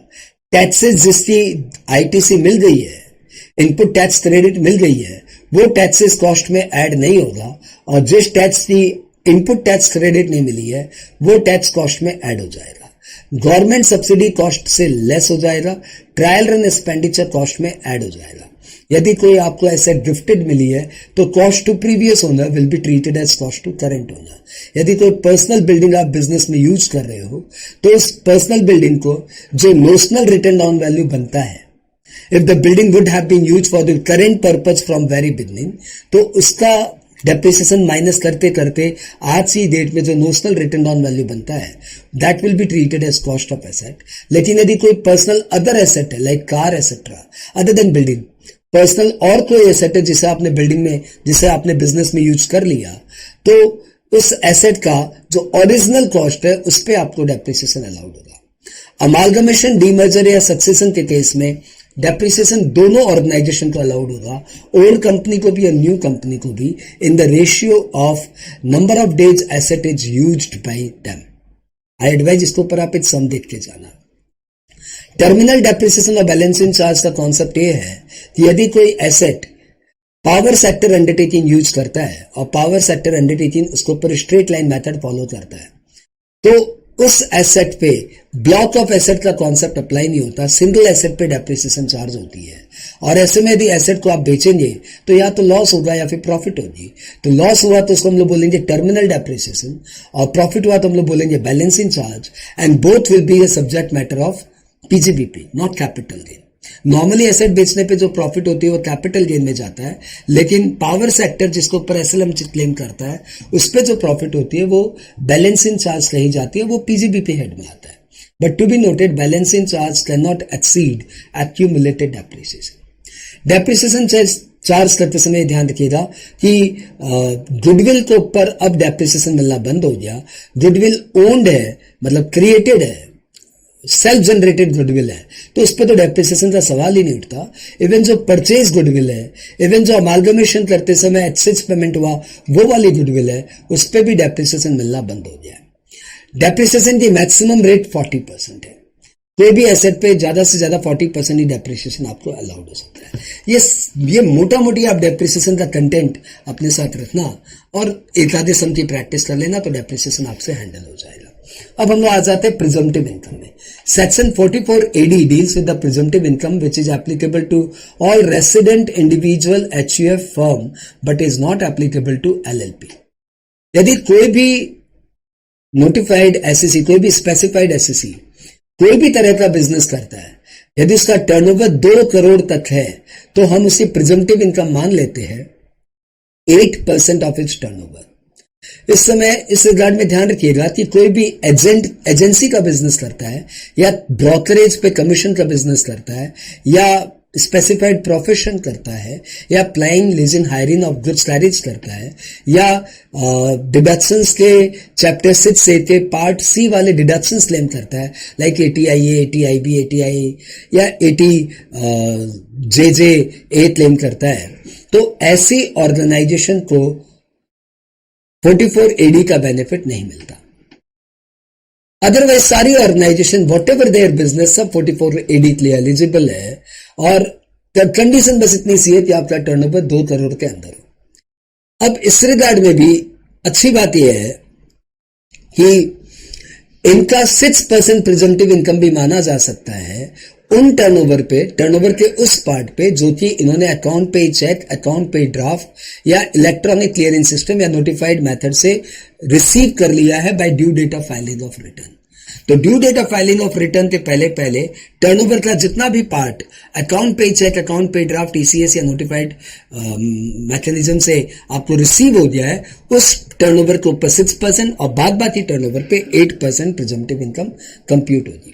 प्रिजम्पटिव इनकम यदि आपने अडॉप्ट कर लिया तो फिर आपको और कोई एक्सपेंडिचर अलाउड नहीं होगा, लेकिन डिडक्शन अंडर चैप्टर 6 से तो अलाउड होंगे, सेट ऑफ तो अलाउड होगा. डेप्रिसिएशन अलाउड नहीं होगा, अनअब्जॉर्ब डेप्रिसिएशन अलाउड नहीं होगा. जो भी लोग 44 AD ऑप्ट कर लेते हैं उन्हें एडवांस टैक्स 4 इंस्टॉलमेंट में नहीं देना पड़ता, उन्हें बस एक इंस्टॉलमेंट में एडवांस टैक्स देना है. 15 मार्च को अपना पूरा 100% एडवांस टैक्स दे दीजिए. 44 AD जिन्होंने ऑप्ट कर लिया उन्हें अकाउंट्स मेंटेन करने की दरकार नहीं है और ऑडिट भी नहीं कराना है. लेकिन यदि 44 AD आपने ऑप्ट नहीं किया तो फिर अकाउंट्स आपके लिए मैंडेटरी है और ऑडिट आपके लिए कंपल्सरी है. 44 AD का ऑप्शन यदि आपने एक बार डिनाई कर दिया तो फिर 5 साल तक 44 AD आप ऑप्ट नहीं कर पाएंगे. That is the summary of 44 AD. We move to next section 44 ADA.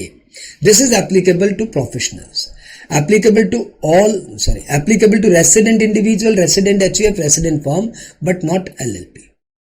अब ये स्पेसिफाइड एसएससी, यदि कोई भी स्पेसिफाइड प्रोफेशन करते हैं like lawyer, doctor, engineer, charter accountant, company secretary, cost accountant, interior decorator, film artist, ये आईटी प्रोफेशनल्स, इस तरह के स्पेसिफाइड प्रोफेशन करते हैं, तो उनका यदि ग्रॉस रिसीट 50 लाख के अंदर है तो वो इस स्कीम में आ सकते हैं, 44 एडीए ऑप्ट कर सकते हैं। इस स्कीम में उनकी प्रिजम्पटिव इनकम मानी जाती है 50% ऑफ ग्रॉस रिसीट, और फिर कोई एक्सपेंडिचर अलाउड नहीं होता, डेप्रिसिएशन अलाउड नहीं होता, अनअब्जॉर्ब डेप्रिसिएशन अलाउड नहीं होता, लेकिन डिडक्शंस अलाउड होता है। चैप्टर 6 से डिडक्शंस अलाउड होते हैं। स्कीम ऑप्शनल है, आप इस साल ले सकते हो, अगले साल छोड़ सकते हो, अगले साल ले सकते हो, इस साल छोड़ सकते हो। यदि आपने 44 एडीए ऑप्ट कर लिया तो आपको अकाउंट्स मेंटेन नहीं करना, ऑडिट नहीं करानी, लेकिन यदि आपने 44 एडीए डिनाई कर दिया तो अकाउंट्स मैंडेटरी है और ऑडिट मैंडेटरी है। 44 एडीए वाले भी एडवांस टैक्स सिर्फ एक ही बार देते हैं और वो 15 मार्च को अपना सारा 100% एडवांस टैक्स दे देते हैं। 44 एडीए स्कीम ऑप्शनल है, आप जब चाहे लो, जब चाहे छोड़ो, आपकी मर्जी। 44 एडीए के बाद हम लोग आ जाते हैं 44 एई। यदि आप कोई भी एसएससी हो और आप plying, leasing, hiring, goods carriage में इन्वॉल्व हो, आपके पास 10 से बेसी व्हीकल नहीं है, तो फिर आपकी प्रिजम्पटिव इनकम मानी जाएगी 7,500 रुपया पर मंथ पर व्हीकल, 7,500 पर मंथ पर व्हीकल, ये आपकी प्रिजम्पटिव इनकम मान ली जाएगी। लेकिन यदि आपके पास हैवी वेट व्हीकल है तो हैवी वेट व्हीकल की हम प्रिजम्पटिव इनकम मानेंगे 1,000 पर टन, 1,000 पर टन। हैवी वेट व्हीकल मतलब 12 टन से ज्यादा की व्हीकल है, और उस व्हीकल का फिर हम लोग प्रिजम्पटिव इनकम मानेंगे 1,000 पर टन पर मंथ। व्हीकल यदि आप हायर परचेज में लेते हो तब भी आप उसके ओनर माने जाएंगे, और आपके पास ध्यान रखिएगा 10 से बेसी व्हीकल कभी नहीं होनी चाहिए during the entire previous year. पूरे प्रीवियस ईयर में एक दिन के लिए भी यदि आपके पास 10 से बेसी व्हीकल हो गई तो फिर आप 44 एई ऑप्ट नहीं कर पाएंगे। 44 एई स्कीम ऑप्शनल, आप जिस चाहे में लो, जब चाहे छोड़ दो। 44 एई जब आपने व्हीकल लिया वहीं से इसका काउंटिंग शुरू हो जाएगा, नो मैटर वो व्हीकल आपने कब पुट टू यूज किया। यदि आप मंथ में थोड़े से समय भी व्हीकल यूज कर लेते हो, जैसे आपने 3 दिसंबर को व्हीकल बेच दिया, तब भी दिसंबर महीने के लिए काउंटिंग हो जाएगी। Even the vehicle is use for a single day during the month, that month will be counted for presumptive income. यदि आप 44 एई ऑप्ट करते हो तो फिर आपके ऊपर अकाउंट से रिस्पॉन्सिबिलिटी नहीं है, ऑडिट आपको नहीं करानी, लेकिन 44 एई आप डिनाई करते हो तो अकाउंट्स मैंडेटरी है, ऑडिट मैंडेटरी है। इसमें भी वही सब बातें जो 44 एई ऑप्ट कर लेते हैं उनको कोई एक्सपेंडिचर अलाउड नहीं है, डेप्रिसिएशन अलाउड नहीं है, अनअब्जॉर्ब डेप्रिसिएशन अलाउड नहीं है। लेकिन यदि आप 44 एई ऑप्ट करते हो तब भी आपको डिडक्शंस मिलेगा, सेट ऑफ मिलेगा। यानी मोटा मोटी बेसिक प्रोविजन तीनों प्रिजम्पटिव इनकम के सेक्शंस में एक ही है।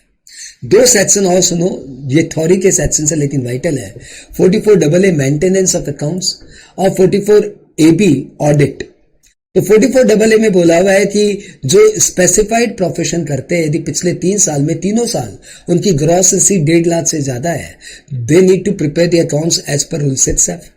और यदि पिछले 3 साल में एक भी साल उनकी ग्रॉस रिसीट 1.5 लाख से कम रह गई तो फिर उनको अकाउंट्स मेंटेन करना पड़ेगा to enable assessing officer to compute their income. Regarding business वाले और अदर प्रोफेशन वाले, उनके लिए नियम यह है कि पिछले 3 साल में यदि एक भी साल उनका टर्नओवर या ग्रॉस रिसीट 10 लाख से ज्यादा हो जाए और इनकम 1,20,000 से ज्यादा हो जाए तो they need to prepare accounts to enable assessing officer to compute their income.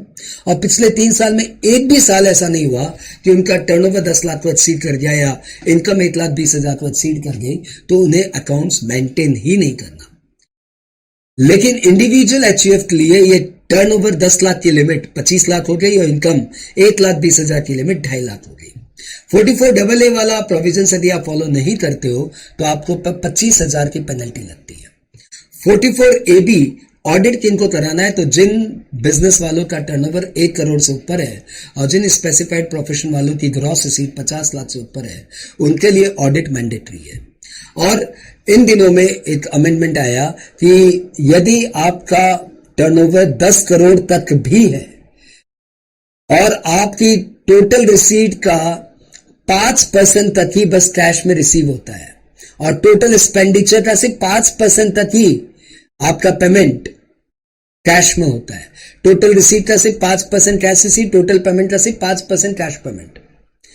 तो फिर आपको ऑडिट नहीं करानी up to your turnover is 10 crore.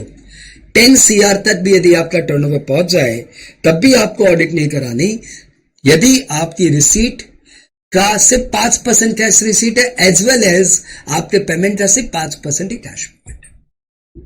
सारी बातें क्लियर, सारी बातें क्लियर। ऑडिट यदि आपने नहीं कराई, ऑडिट रिपोर्ट यदि आपने 30 सितंबर तक सबमिट नहीं की, 38 सितंबर ऑफ असेसमेंट ईयर, तो फिर आपको पेनल्टी लगेगी 0.5% ऑफ टर्नओवर और 1,50,000 which ever is high, sorry which ever is lower. 0.5% of turnover और 1,50,000 विच एवर इज लोअर। मुझे लगता है कि मैंने आपको पीजीबीपी के प्रैक्टिकल पार्ट को बहुत ही समरी में करते करते करते करते एक 35 मिनट में कन्वर्ट कर दिया। एक 3-4 मिनट की टाइम हमें और लेनी चाहिए, 3-4 मिनट का स्लॉट और लेना चाहिए और इस गाने को एक बार फिर से कंप्लीट कर देना चाहिए।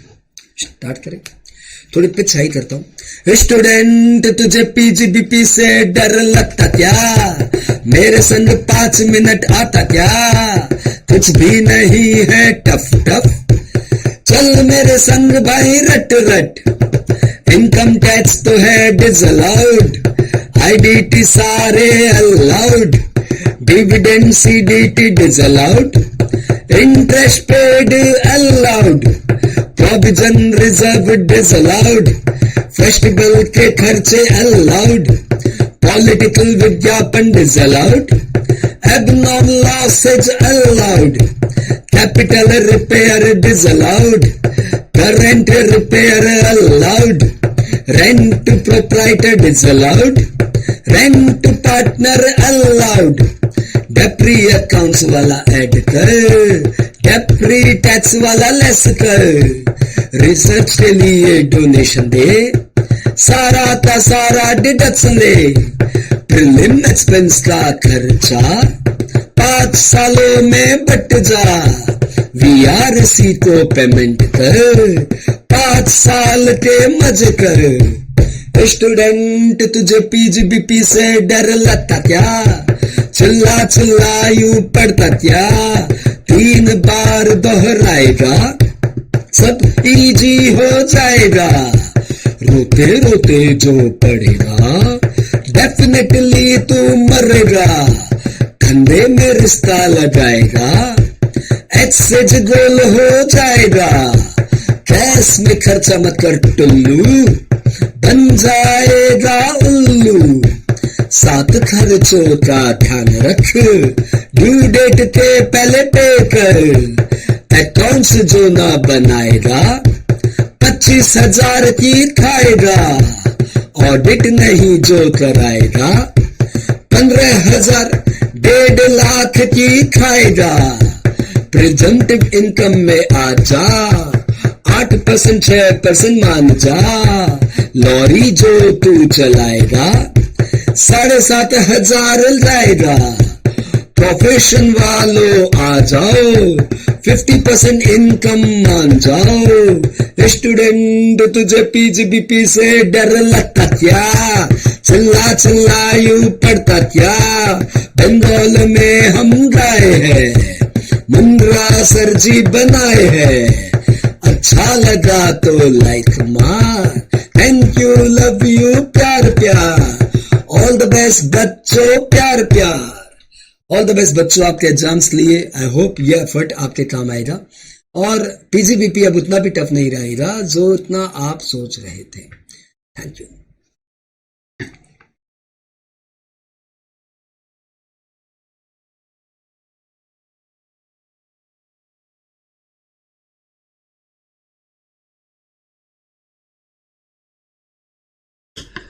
हेलो फ्रेंड्स, कोई भी चैप्टर 5 से 10 मिनट में रिवाइज किया जा सकता है यदि अपने कंसंट्रेशन से पढ़े।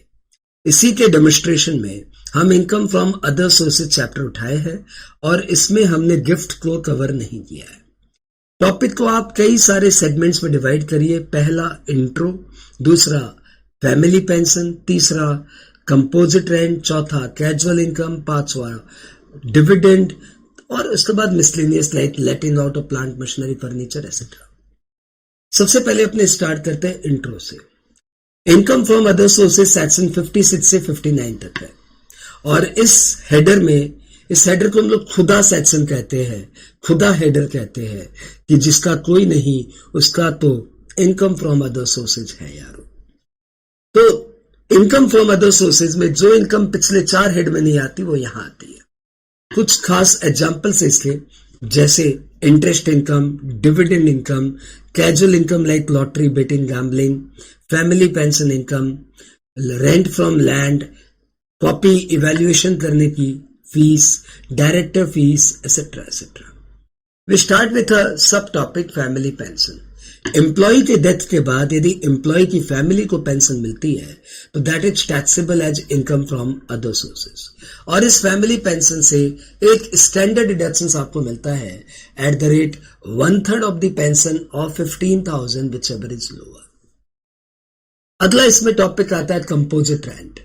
यदि कोई प्रॉपर्टी आप भाड़े पे देते हो, उसके साथ प्लांट, मशीनरी, फर्नीचर भी लेट आउट की हुई है और रेंट स्प्लिट नहीं किया हुआ, रेंट कंपोज्ड है, यानी कंपोज्ड ऑफ ऑल फैक्टर्स एक रेंट है, तो ऐसे में इस इनकम को हम लोग इनकम फ्रॉम अदर सोर्सेज में ले आते हैं। लेकिन यदि रेंट स्प्लिट किया हुआ है, यदि आप ये बता सकते हैं कि इस कंपोजिट रेंट में कितना हाउस प्रॉपर्टी का पार्ट है और कितना प्लांट, मशीनरी, फर्नीचर का पार्ट है, तो फिर हाउस प्रॉपर्टी का rent income from house property में जाएगा और प्लांट, मशीनरी, फर्नीचर या अदर सर्विसेज का charges income from other sources में जाएगा। पेइंग गेस्ट का जो चार्जेस हम लोग लेते हैं, that is normally we charge under the head income from other sources. अगला टॉपिक आता है इसमें casual income. Casual income includes lottery, betting, gambling, team 11, Kaun Banega Crorepati जैसे टीवी गेम शोज। इन कैजुअल इनकम में आप 5 बातों का ध्यान रखना। पहली बात, ये इनकम 30% की रेट से टैक्सेबल होती है। दूसरी बात, इस इनकम में कोई एक्सपेंडिचर अलाउड नहीं होता। तीसरी बात, इस इनकम से एग्जम्प्टेड सेलिंग भी अलाउड नहीं होता। चौथी बात, इस इनकम से आपको डिडक्शंस भी अलाउ नहीं होता। एंड पांचवी बात, इस इनकम पे टीडीएस कटता है 30%। तो यदि आपको लॉटरी रिसीव दिया हुआ है तो आपको उसे ग्रॉसअप करना पड़ेगा, यानी lottery receive divided by 70% equal to lottery income. और यदि टीडीएस में सरचार्ज एंड सेस भी है तो अकॉर्डिंगली वो 70% को थोड़ा सा एडजस्ट कर लेना।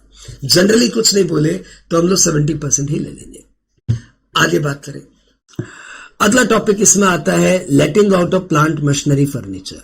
यदि आपने प्लांट, मशीनरी, फर्नीचर भाड़े पे दिया है बिजनेस के और आपका बिजनेस कंटिन्यूड है, तो फिर वो letting out of plant and machinery and furniture will be taxable under the head PGBP. लेकिन यदि letting out of plant and machinery, furniture हुआ है after closure of business, then it will be taxable under the head income from other sources. अगला topic उठाता हूं dividend. Section 222 में dividend की definition दी हुई है। 5 पॉइंट की डेफिनेशन है। पहला point, dividend any distribution of asset, any release of asset by the company among its shareholder to the extent of accumulated profit shall be treated as dividend. दूसरा point, any bonus debenture or bonus deposit given by company to its shareholder then to the extent of accumulated profit it shall be treated as dividend. तीसरा, any release of asset on liquidation of company, any release of asset on liquidation of company by the company among equity shareholder to the extent of accumulated profit shall be treated as dividend. Any reduction of equity capital causing release of asset to the extent of accumulated profit, it shall be treated as dividend. And last and most important, any loan given by a closely held company to its specified member having 10% or more voting power to the extent of accumulated profit shall be treated as dividend. Dividend का tax treatment ये है कि चाहे Indian company का dividend हो या foreign company का dividend, दोनों ही डिविडेंड रेसिपिएंट यानी कि शेयर होल्डर के हाथ में टैक्सेबल होंगे। और इस डिविडेंड से कोई एक्सपेंडिचर आपको अलाउ नहीं होगा, सिर्फ एक एक्सपेंडिचर अलाउ होगा और उस एक्सपेंडिचर का नाम है interest on loan taken to purchase share etcetera. लेकिन वो इंटरेस्ट ऑन लोन भी अलाउड होगा to the maximum of 20% of dividend. Dividend आपने किया, कैजुअल इनकम आपने किया, फैमिली पेंशन आपने किया, कंपोजिट रेंट आपने किया और आपने किया फैमिली पेंशन। इतना सा टॉपिक है, यदि और थोड़ा सा इसको एक्सटेंड करना है तो आप बॉन्ड वॉशिंग ट्रांजेक्शन भी कर लो कि if a person transfers debentures और bonds just few days before the record date and reacquire such debenture or bond within few days after the due date, then interest on such debenture shall be taxable in the hands of transferor. However, if the assessee proves to the satisfaction of the assessing officer that the transaction was not systematic but accidental and no such transaction occurred in last 3 years, then this provision will not apply. इसके अलावा तो income from other sources में कुछ नहीं पढ़ना है. Gift को मैंने अलग चैप्टर में रिकॉर्ड किया है.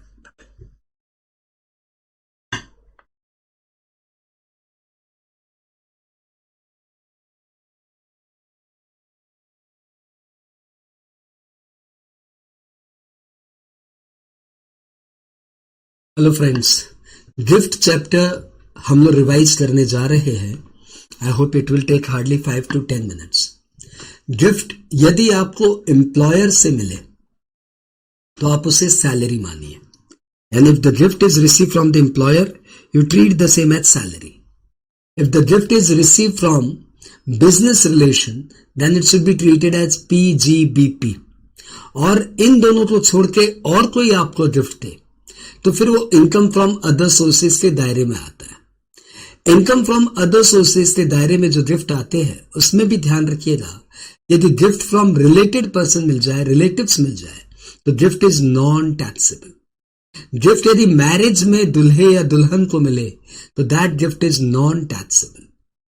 गिफ्ट लोकल अथॉरिटी या चैरिटेबल ट्रस्ट से मिले तो that is also non taxable. Gift इनके अलावा किसी विल के थ्रू मिल जाए या इन कॉन्टेम्पलेशन ऑफ डेथ कोई बंदा आपको गिफ्ट दे दे तो that gift is also non taxable.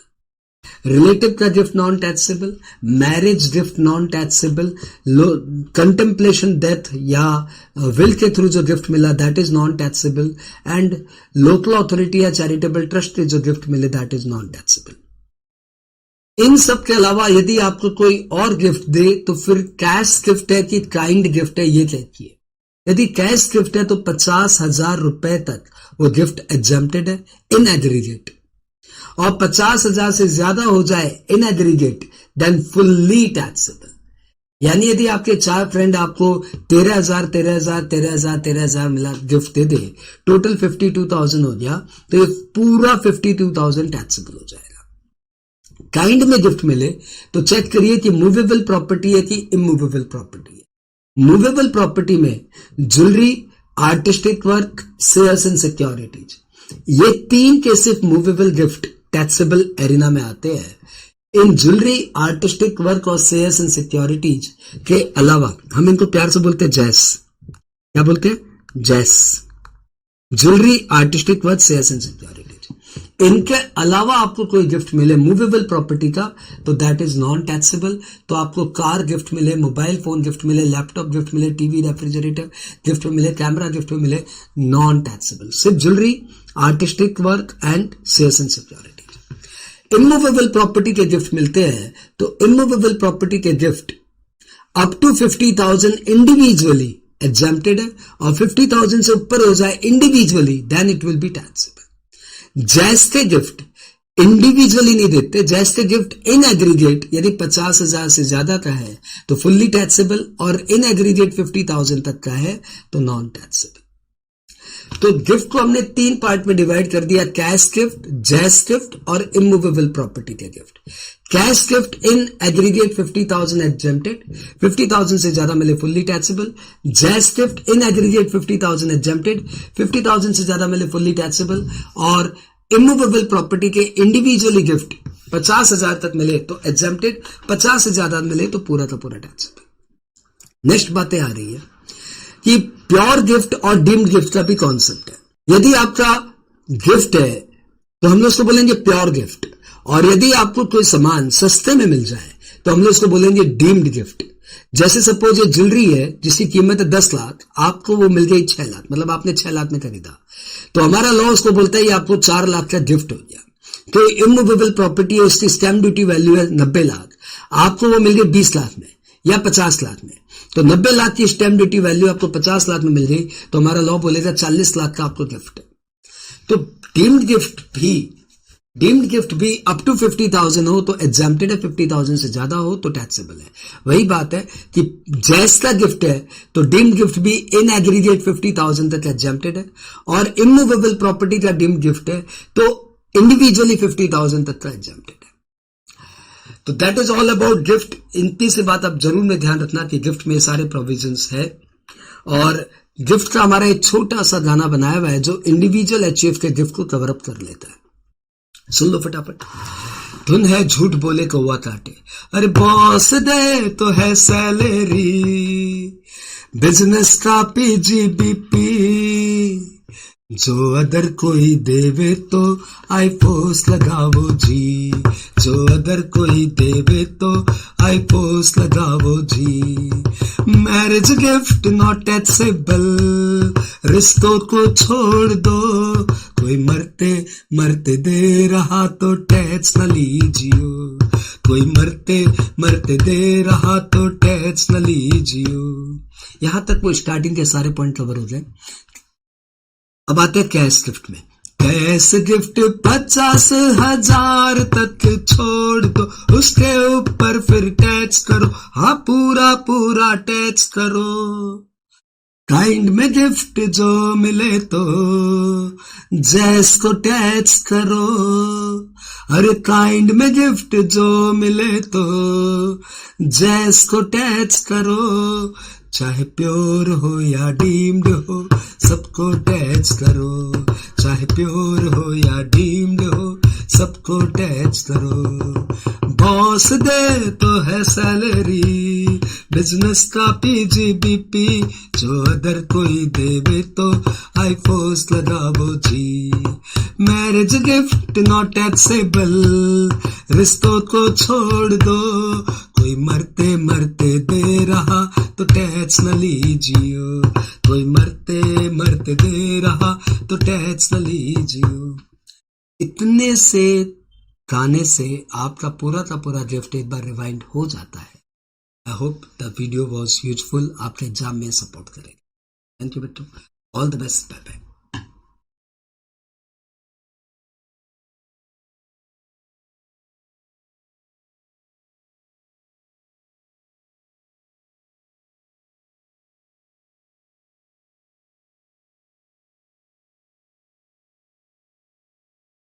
Topic का नाम है क्लबिंग ऑफ इनकम। हम लोग इसका करने जा रहे हैं short summary recap. Clubbing of income मतलब किसी और की इनकम आपके हाथ में टैक्सेबल होगी, मतलब कमाया किसी और ने परंतु टैक्सेबल आपके हाथ में होगी। इनकम किसी और की है परंतु आपके हाथ में टैक्सेबल होगी। ये टॉपिक जैसे फॉर एग्जांपल मैं आपको बताऊं, माइनर की इनकम उसके पेरेंट्स के हाथ में क्लब हो जाती है। कमाया माइनर ने है, इनकम माइनर के हाथ में, लेकिन टैक्स देंगे उसके पेरेंट्स, वो उनके पेरेंट्स के साथ क्लब हो जाती है, पेरेंट्स की इनकम के साथ क्लब हो जाती है। ऐसे ही हमारे इनकम टैक्स में बहुत सारे प्रोविजंस है, उन प्रोविजंस की एक समरी लेकर आया। The topic clubbing of income is governed by section 60 to 65। अच्छा टॉपिक है, आसान टॉपिक है। As per section 60, if a person transfer his income to another without transferring income generating asset, then income so transferred will be clubbed in the hands of transferor.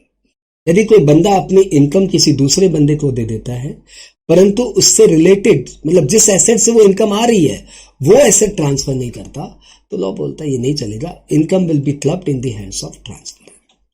Section 61, if a person transfer his property to another, इस बार property transfer हो रही है।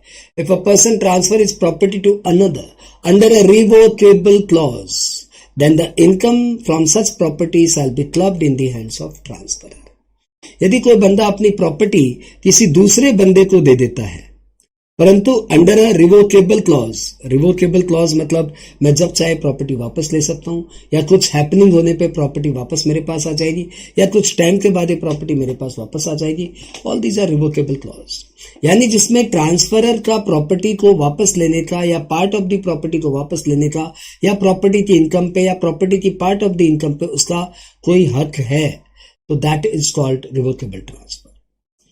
लेकिन यदि कोई बंदा अपनी property किसी दूसरे बंदे को फॉर लाइफ टाइम बेनिफिट के लिए ट्रांसफर करे कि जब तक जिंदा रहना इस प्रॉपर्टी पे रहना, तब then the revocable clause provisions नहीं अप्लाई होगा, सेक्शन 61 अप्लाई नहीं होगा, जिसकी इनकम है वही टैक्स देगा।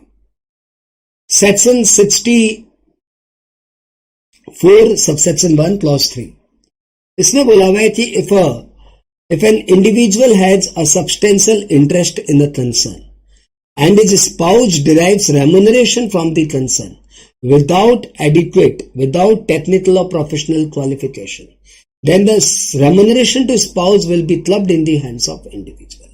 यदि कोई एक भाई साहब की किसी कंसर्न में सब्सटेंशियल इंटरेस्ट है और उनकी वाइफ यानी भाभी जी जिनके पास कोई टेक्निकल या प्रोफेशनल क्वालिफिकेशन नहीं है, she is completely not fit for the job, फिर भी वो इस कंपनी में काम कर रही है, पति की कंपनी में काम कर रही है, क्योंकि पति का सब्सटेंशियल इंटरेस्ट है कंसर्न में और वहां से उनको रेम्यूनरेशन मिल रहा है, तो लॉ बोल रहा है the remuneration will be clubbed in the hands of पति देव। सेक्शन यहाँ पे substantial interest means the person himself और टुगेदर विथ रिलेटिव होल्ड्स 20% और more voting power in the concern और 20% और more share of profit in the concern. Section 64(1)(4), if an individual transfer his property other than house property to his spouse or to his spouse without adequate consideration, then the income from the property shall be clubbed in the hands of transferor. यदि कोई बंदा house property को छोड़ के और कोई property अपनी wife को देता है या अपने स्पाउस को देता है विदाउट एडिक्वेट कंसिडरेशन, तो उस प्रॉपर्टी से जो भी इनकम आ रही है that will be clubbed in the hands of transfer. House property तो इसलिए छोड़ दिया गया क्योंकि हाउस प्रॉपर्टी सेक्शन 27 से गवर्नड है। इस रिगार्ड में ध्यान रखिएगा, पिन मनी से यदि स्पाउस को कोई इनकम हो रही हो तो that will not be clubbed. स्त्री धन हाउस होल्ड सेविंग से यदि स्पाउस को कोई इनकम हो रही हो तो that will not be clubbed. Income on income will not be clubbed and capital gain shell also be clubbed. यदि वो पैसे किसी रनिंग बिजनेस में लग गए तो बिजनेस से आने वाली proportionate income shall be clubbed, और यदि वो पैसे किसी पार्टनरशिप फर्म में लगाए गए तो पार्टनरशिप फर्म से इंटरेस्ट ऑन कैपिटल जो आ रहा है दैट शैल बी क्लब्ड। उसके बाद हमने किया सेक्शन 64(1)(8), यदि आप कोई प्रॉपर्टी डायरेक्टली और इनडायरेक्टली सन्स वाइफ के बेनिफिट के लिए ट्रांसफर करते हो, the property has been transferred to sons wife or to someone else for the benefit of son's wife, then the income from the property shall be clubbed in the hands of transferor. If an individual transfers a property to his son's wife without adequate consideration, then the income from the property shall be clubbed in the hands of transferor. बोलने की बात ही नहीं है, the relation must subsist as on date of transfer as well as on date of accrual of income. ठीक है। Section 64(1)(a), minor को यदि कोई इनकम होती है तो वो माइनर की passive income shall be clubbed in the hands of either of his parents whose income is higher. और एक बार माइनर ने जो कमिटमेंट कर दिया वो कमिटमेंट कर दिया, यानी एक बार माइनर की इनकम जिसके साथ क्लब हो गई उसके साथ वो इनकम क्लब होती ही रहेगी unless assessing officer decides otherwise. यदि माइनर ने अपने स्किल या अपने एफर्ट से पैसे कमाया तो वो इनकम माइनर के हाथ में टैक्सेबल होते हैं और वो इनकम पेरेंट्स के साथ क्लब नहीं होती। यदि माइनर हैंडीकैप्ड है तो माइनर की इनकम पेरेंट्स के साथ क्लब नहीं होती, माइनर उस पर खुद टैक्स देता है। यदि माइनर की इनकम पेरेंट्स के साथ क्लब हुई है तो पेरेंट्स को 1500 तक का 1500 सालाना एक डिडक्शन मिलता है under section 10 sub section 32। Minor यदि मेजर हो गया इस साल तो proportionate income shall be clubbed in the hands of parents, यानी जब तक वो माइनर था तब तक की इनकम पेरेंट्स के हाथ में क्लब हो जाएगी। माइनर के पेरेंट्स यदि अलाइव नहीं है, जिंदे नहीं है, दोनों मर गए अनफॉर्चुनेटली, तो फिर माइनर की इनकम माइनर के हाथ में टैक्स होगी, फिर वो उसके गार्जियन के हाथ में क्लब नहीं होगी। यदि माइनर के पेरेंट्स साथ में नहीं रहते, उनका डिवोर्स हो गया है, then the income of the minor shall be clubbed in the hands of the person who financially maintains the child. आगे बढ़े तो एक पॉइंट और आता है section 64(2), if an individual transfer his property to his HUF without adequate consideration, then income from the property shall be clubbed in the hands of transferor. ये तब तक चलेगा, तब तक चलता रहेगा जब तक HUF अलाइव है। जब HUF का पार्टीशन हो जाएगा तो पार्टीशन होने के बाद HUF का जो शेयर उस ट्रांसफरर के हाथ में गया या उसकी स्पाउस के हाथ में गया, that will be clubbed in the hands of transfer. जैसे ए ने अपनी प्रॉपर्टी एचयूएफ में ट्रांसफर कर दी, तो विदाउट एडिक्वेट कंसिडरेशन, तो इस प्रॉपर्टी से जो भी इनकम आ रही है वो ए के हाथ में टैक्सेबल होगी, चलती रहेगी चलती रहेगी चलती रहेगी। बाद में एचयूएफ का पार्टीशन हो गया और एचयूएफ के मेंबर्स ए, मिसेज ए और बी और मिसेज बी ने वो प्रॉपर्टी बांट ली, तो मिसेज ए का share will be clubbed in the hands of A. कुछ जनरल बातें क्लबिंग से रिलेटेड कि where an income is subject to clubbing and tax has been deducted at source on such income, then credit for TDS shall be given to the person in whose hands the income is so clubbed। तो जिसके हाथ में income club हुई उसी का TDS का benefit भी चला जाता है। एडवांस टैक्स, क्लब्ड इनकम पे भी आपको एडवांस टैक्स देना पड़ेगा और डिडक्शन अंडर चैप्टर 6 से भी क्लब्ड इनकम पे मिलता है। और इनकम जब क्लब होती है तो हेड वाइज क्लब होती है, ना कि सारी क्लब्ड इनकम अदर सोर्सेज में डाल दो, नहीं, इनकम हेड वाइज क्लब होती है। इनकम पहले कंप्यूट होती है, उसके बाद क्लब होती है। तो ये 4-5 बातें लास्ट की आप और ध्यान रखना क्लबिंग ऑफ इनकम प्रोविजन को हैंडल करते समय। आई होप ये बहुत ही शॉर्ट वीडियो, सिर्फ 8 मिनट में हमने क्लबिंग आपको फटाफट सुना दिया, समझाने की कोशिश नहीं की, सिर्फ रिवाइज करने की कोशिश की।